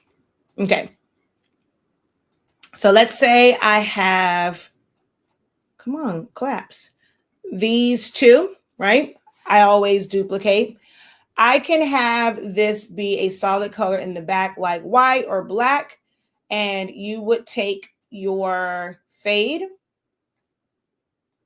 and you can stretch it depending on how far you want it to go. I'm going to send that to the back. You have to make a duplicate of the base shape. If you don't, and you simply go to crop, it's going to fill it in. You're not going to have the bottom layer, the bottom part of it. So you have to duplicate it. Quickest way is to click on it, learn your keyboard shortcuts, and you're going to hold down Alt and click. That's going to duplicate it. It's going to look like nothing changed, but I promise you it did.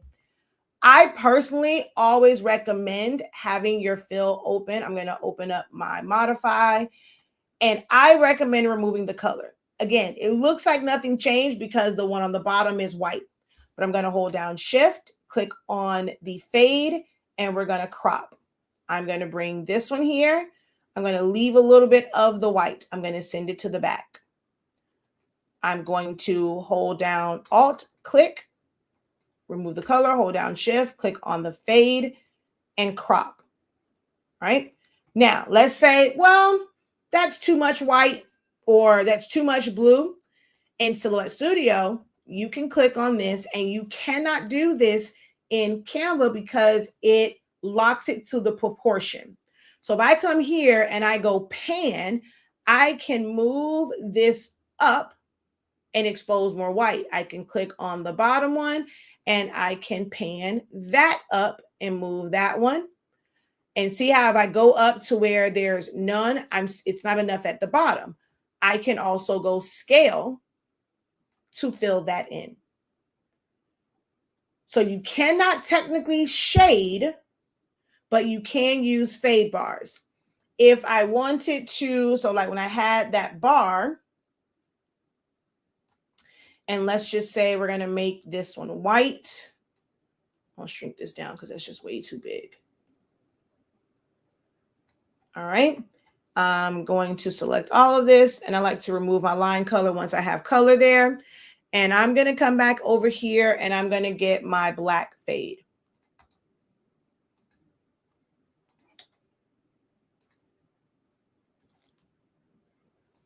So I can create, I'm going to flip this.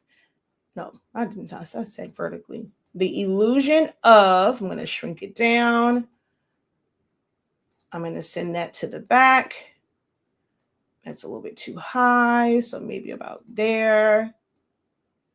All right, so we're going to click here. Actually, I'm going to click here, hold down Shift, click on that, remove the color. Hold down Alt, click, remove the color, hold down Shift, click on my black, and I'm going to crop because I want it to stay inside of the star. Now, if I bring this white to the front, I have shading on the top and bottom. I don't really want that on the top and bottom. So it's a couple ways that you can do this. For me, the easiest way, I'm going to just go here, hold down Shift, click on that black fade and subtract. So now I just have that like shadow part at the top. So that's how I would be able to like do that to create this look of having it's like it's faded in the back. Even if I make this like this whole thing green, but then now I have this piece. And if I wanted to, I could, I'm going to flip it like that.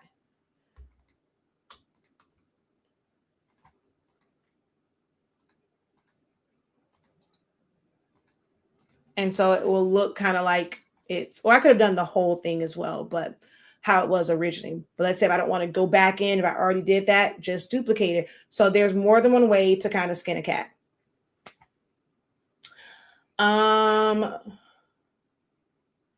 My biggest takeaway is that all the different programs can benefit you when designing. You validated a lot of what I'm doing design-wise. So hearing you speak on these subjects lets me know I am doing it correct. Let's see. All right, so we did those. I took away that the programs can be used all together to create. I feel like if you don't learn to use Silhouette and Photoshop, you are cheating yourself because they complement each other. Canva as well. Don't sleep on, I mean, until like this day and age, you cannot sleep on Canva. I need to create that Letterman design cup. I have been looking at your design, but still haven't attempted it. Okay. I love your sound effects. You have given a lot of information, the machine for embossing, which one? So it's, I mean, so it's a way that it's the Curio, but it all depends. Like it's not like your traditional embossing, the way that it's kind of like set up. So be mindful of that, but it would be the Curio.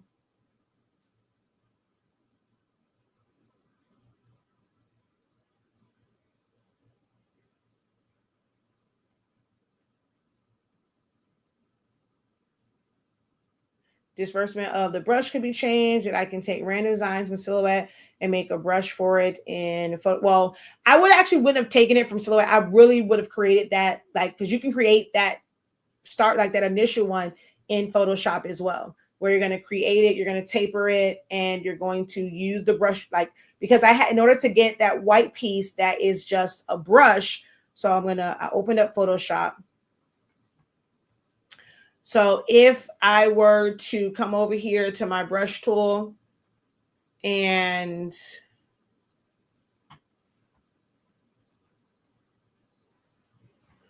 we'll make this a little bit bigger.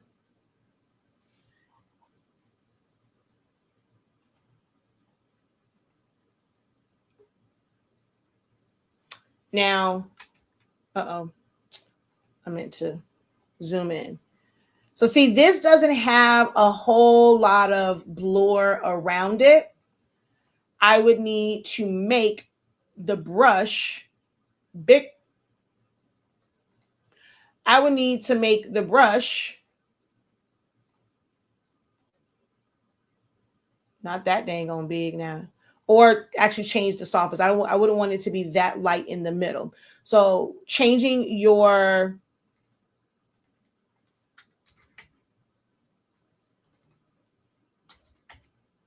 well, dang. Okay. That was a little, I realized I went up that high. That's a little bit too big. Oh, whoa. Oh, that was silly me. I put it right on top of this layer. So let me just undo. I didn't realize I didn't add another layer. So I'm going to come back to the brush and I'll go to like here and you'll see that one. But if I take my hardness and same one, they will look, oh, come on, I hit Z. Now they were the same size brush, but simply changing the hardness on it, I was able, like this one looks a little bit more flared out. This one has more color, less blur along the edges. These are things that you kind of have to learn. So someone will say, oh, to create this, you're going to just use the brush. Well, if you just go to your brush and you're not paying attention to it, and it's the hardest is that you do that, it's going to be like this. Now you can technically take that and, well, all these are on one layer. You can go into your filters. You can go to blur. You can go to Gaussian blur. And it's going to make the other ones even more blurry. But I want you to just to kind of see where I could take this and now create that. So if you made a mistake, it has to be on its own layer. But if you made a mistake, there are ways to kind of fix it without going back. So you can use things like Gaussian blur to fade off the edges as well. Or I could make that, I can put glow around. Like there's several ways to make certain things in like a program like Photoshop.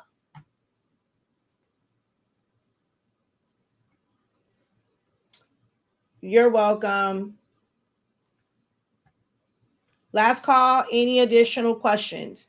Anything that you need to see in Canva, which I had open. Where is it? Oh, wait, wrong one. Oh, well, I guess I can go here, but any one of these.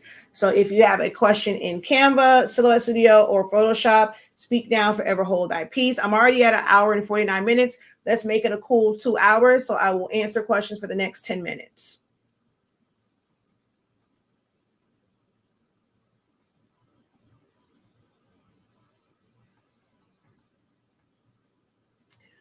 I invite you guys to, we have a ton of classes, guys. You have unlimited access to the playbacks.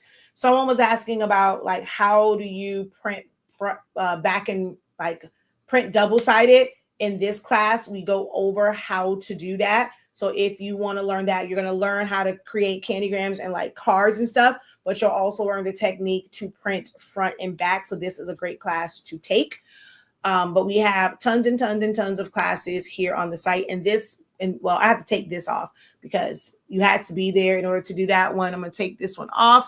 But we have a lot of other classes available for you. We also have the, if you go to our Academy site, we have like our creative business and things of that nature. You can also purchase class over here. Over here, you can use Cash App, Klarna, Afterpay, Affirm, depending on the amount. On the main site, you have just your regular payment processors in Sezzle or ShopPay if you want to break it up into buy now, pay later options. But we have a lot of different resources for you as far as classes. I highly recommend Essential Silhouette Studio, understanding Canva. In order to qualify for our design classes, you must have the prerequisite of understanding Canva 101.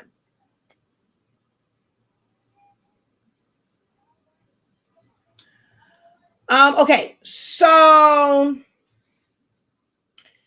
I have come to realize that I think what you're referring to is if you're wanting to do DTF and you're saving as a PDF in Silhouette Studio and then taking it over to Photopea to save as a PNG.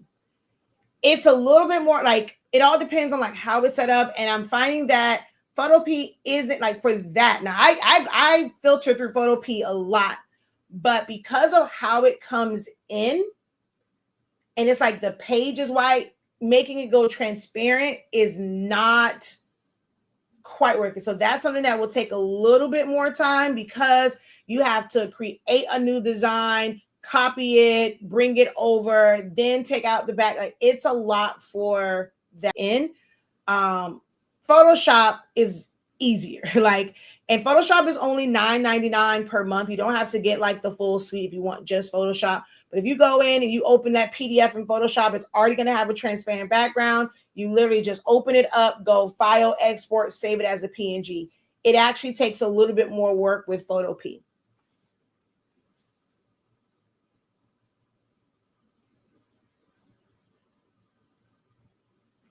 I forgot you can pan within a crop. It's true. If you don't use it, you lose it. Yeah, it's not. Yeah, Photopea is not as friendly as I would like for something like that.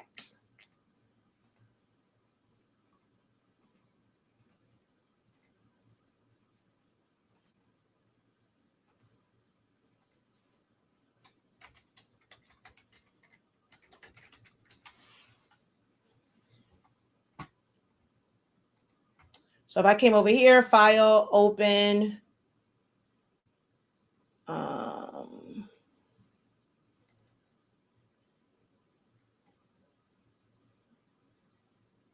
we're going to come here. If I want it to be in CMYK, I want it to be in RGB. And then I go, okay.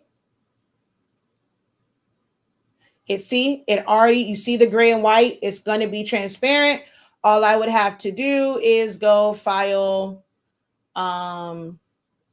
export, blah, blah, blah, blah. Now, this is one of the things like, so it's so funny. I'm so glad you did.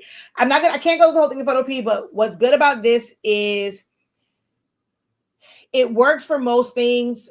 I had the transparency down in Silhouette Studio. So it's not coming out quite the same over here. And yes.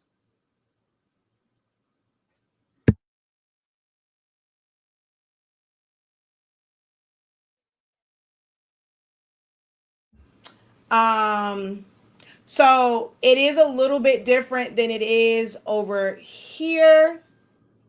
Oh, wait, no. What happened here? Oh, actually, it's different than how it is on my small one. What happened to my white outline? The heck? Oh, that's kind of, I thought it was different. I didn't realize it changed over here. Huh. Oh, wow. Okay, so actually it came out perfect.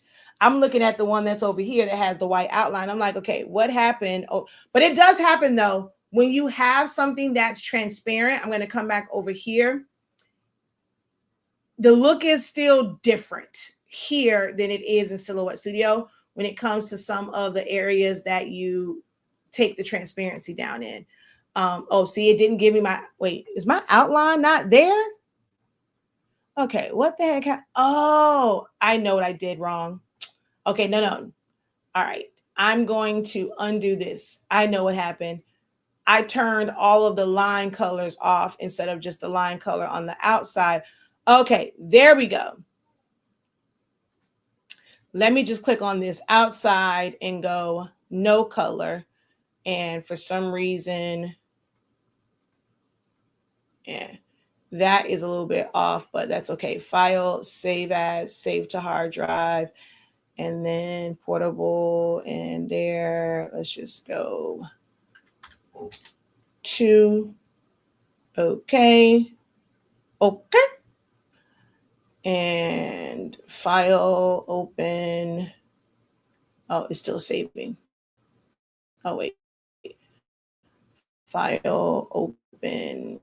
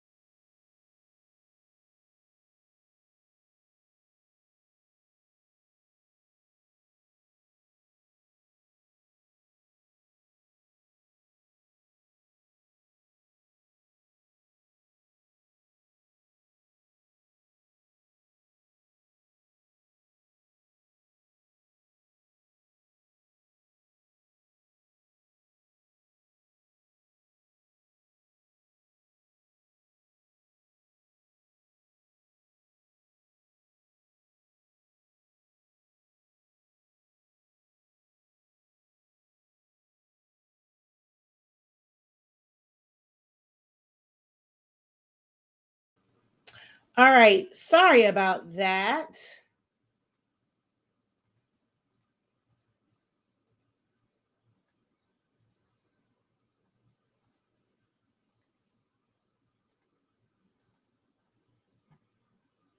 Our internet switched off for a second there.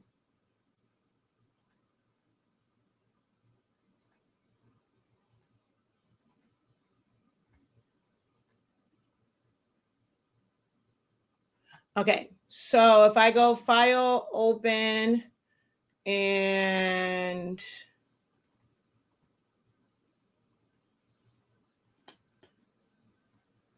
but I was before it cut me off, it had like it doesn't merge like in Solar Studio from Solar Studio, it's like not,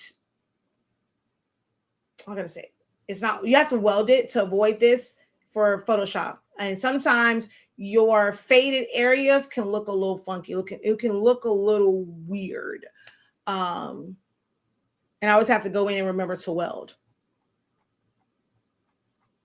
But there's that one. And this only looks like it's pixelated because I am zoomed in 314%. See, it looks very, very smooth.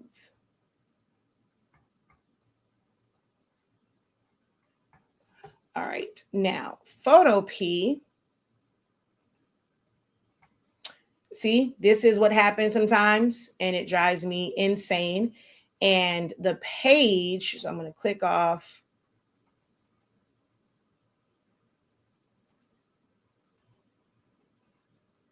Like this part, it does get annoying in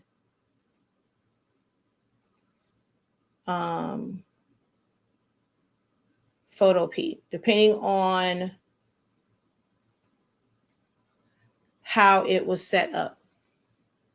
Because Photo P is kind of vector and raster. So depending on like how your design is set up, this is what you kind of end up with through Photo P. It's not quite like Photoshop. All right, come on now. What are you doing?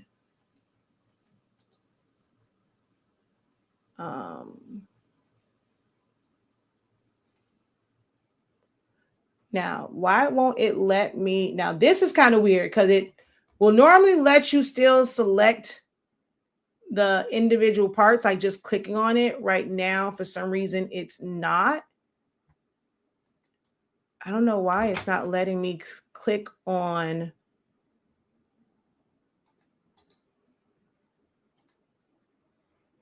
And so, see, I had to do that one. Clipping mask. Or it actually needs to be here. There we go. This one needs to be here. So I would have had to go in and do the clipping mask for. So it's not quite the same because it is still leaving everything in layers.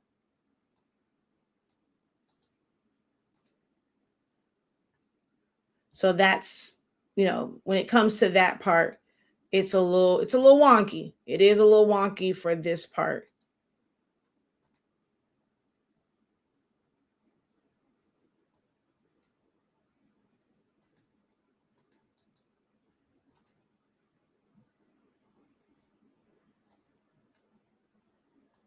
Okay, so no, that part goes there.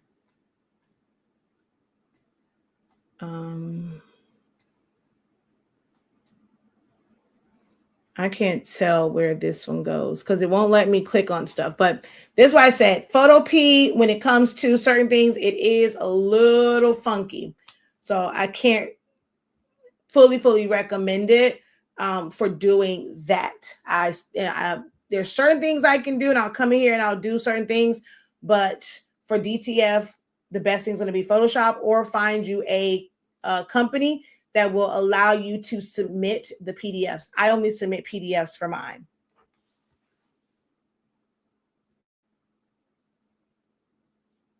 So no, I somewhat showed it, but it just doesn't, even with that, I'm like, okay, I was on live and I was going back and forth. Like this one for some reason won't let me click, but normally it will at least let me click on stuff, and I would open up another one and then just select everything and then move it over and then kind of have to do certain, like the clipping mask. That's normally all you would have to do. But for some reason, this is acting real funky. But yeah, Photoshop, $9.99, can't beat it. We also have a link for that. Let's see. What are my thoughts on Affinity? Oh, and then someone says, you showing how to use rhinestones. Well, I didn't really show how to use it, but I've done it. Let me see. Can I pull this up real quick? I want you guys to see. Do I have his stone template? I don't know if that's the full one, but. So I had ones that I saw, and they kind of gave me the baseline for, you know, just the shape of how I wanted to do things. I didn't follow it like exactly, but it gave me the shape, and I put in the stones myself. So this was the original design, and then I kind of filled that in.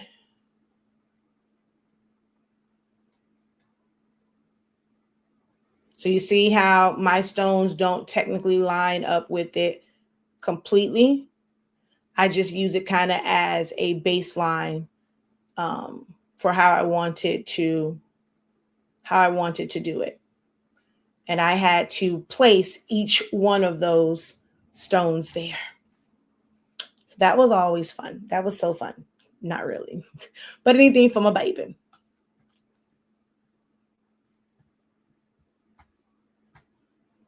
And then the M, I just typed out a font and then I filled it in with the stones that I wanted. All right, so my thoughts on affinity. Let's go over that real quick and we'll close out there.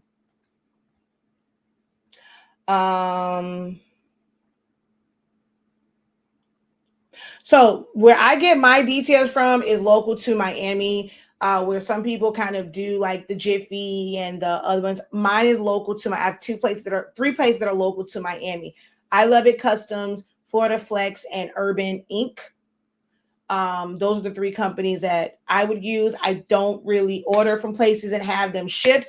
I highly recommend that each and every one of you find a vendor that is local to you for things like that versus having them shipped. So for me, I'm going to go to Urban Inc., Florida Flex, or I Love It Customs to get my DTF and every last one of them, because their process is you're submitting it via email. I'm able to send them my PDF and I don't have any issues. So now you can't order. I do believe each of them. Well, I know for sure because my sister orders from Florida Flex and has it shipped to Orlando all the time. And I know I Love It Customs does ship. I'm not sure. I'm pretty sure Urban Inc. does ship as well. But these are all local to South Florida. I can't help you with all the ones that people use. It's like national brands or big brand. These are all small businesses. They've never done it dirty. Well, I'm not going to say that because some of the colors have been a little off with one of them. I'm not going to say which one it was, but I'm always satisfied when it comes to my prints from these companies. It's only been a few times where I'm like, I need you to reprint this. All right. So affinity. I have affinity. I can go on there and show you. I have the original one though. I don't know if there is something like majorly different when it comes to affinity 2. I wasn't going to spend my coins on it because I personally did not need it. Okay. From what I saw, so you have Affinity Designer and Affinity Photo. Affinity Photo is basically like the equivalent to Photoshop, but I feel like they kind of they don't really have a lot of vector stuff. Affinity Designer is supposed to be more like Illustrator, but it has a lot of Photoshop or raster-esque elements to it and the way that it moves. The way that you select things there and the interface of it, I personally don't really care for it. Like their blend modes are the same, their layer styles pretty much the same, but just selecting and moving things around, not really my favorite. Now, Affinity, you can do that same thing as far as like saving it, opening it, because we do that to send things to the Roland and to add the cut contour line. So if you're not looking to pay for Photoshop every single month, you can do it with Affinity as well. That's like a one-time deal where you would take that PDF, open it over there, and then be able to like save it. So it's great for that. And some people use it for, like I said, to put the cut contour lines. Its interface is just a little bit weird for me. I can go into Illustrator, open up that PDF, apply the thing, and then just go and save. It's a little bit more steps in Affinity. Design-wise, I just can't, like, just for my functionalities and how I've learned to design and what I am accustomed to, it does not work for me. There are so many people, they live and breathe by Affinity. Now, I do believe some people kind of learn to accept it and work around it because it's a one-time thing. And it's like, I'm determined to learn this because I do not want to pay the cost for Photoshop or Adobe Suite. So they kind of like just learn it. I have worked with so many different programs. So based on that, like, Inkscape, a lot of people use it. They live by it because it's free. There's some functionalities of it that I'm just like, this is stupid. Especially when it comes to certain designing for certain sizes. It's just stupid to me. The interface of Affinity doesn't work for my needs. I think I did a couple videos before the pandemic. I did a couple videos utilizing Affinity, kind of just showing, hey, in Solar Studio, you would do this, and Affinity, you have to do this. And it was way too many steps. It was very much giving me kind of like Cricut vibes and baby, this is team too many steps. So I personally don't care for Affinity and its interface based off of how I design and how I like to move in programs. But if you want to take the time to learn it, to me, I feel like it's a larger learning curve because there are more workarounds versus like just kind of clicking of buttons for certain things. So, that's up to you on whether or not you decide to invest in classes and maybe somebody who's spent years working in it, and maybe they can help break it down a little bit better for you if you're wanting to just do one time versus paying monthly for Photoshop. To me, you can never convince me that paying for Photoshop is not worth it.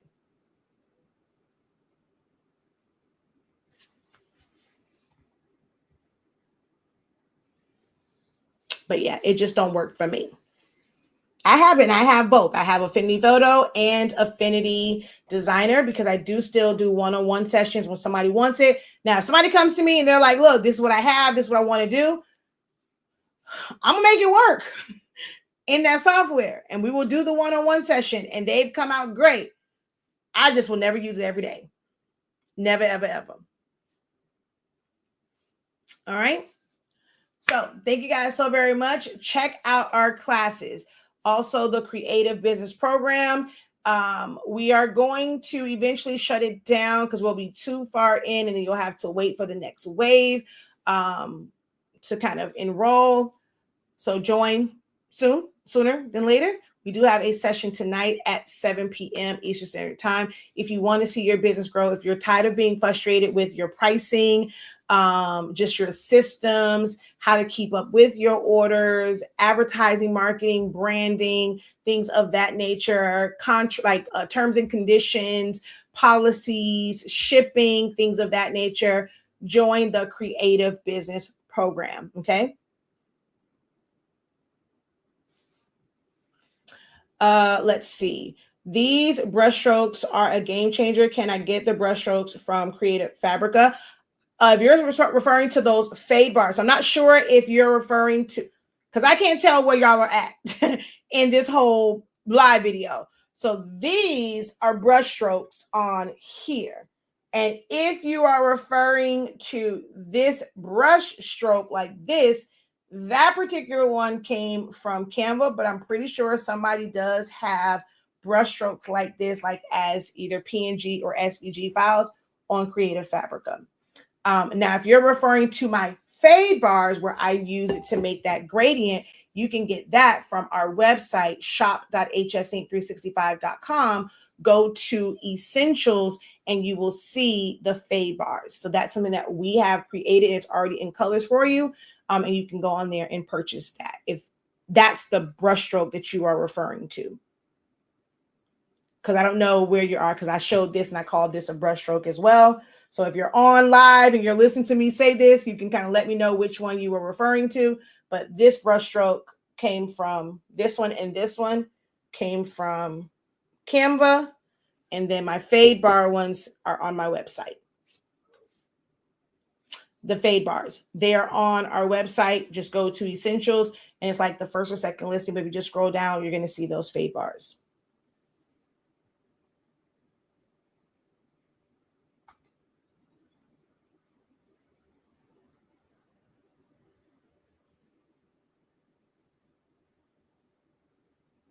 All right. Until next time, guys, have a great one. Continue to unlock your creativity. Be incredible. I will be live again because I have that panda. And there are some things that I want to break down about that for you to understand, like design wise. We may want certain things to happen, but we have to also think about other things. So after I kind of take care of the little one, I will be back to break down that panda that you got. I'm not sure if you're just joining, you didn't see it. I'm going to kind of go, you can see it like that.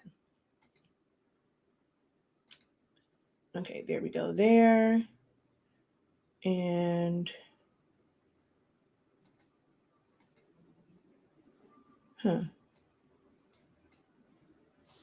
There we go. That right here.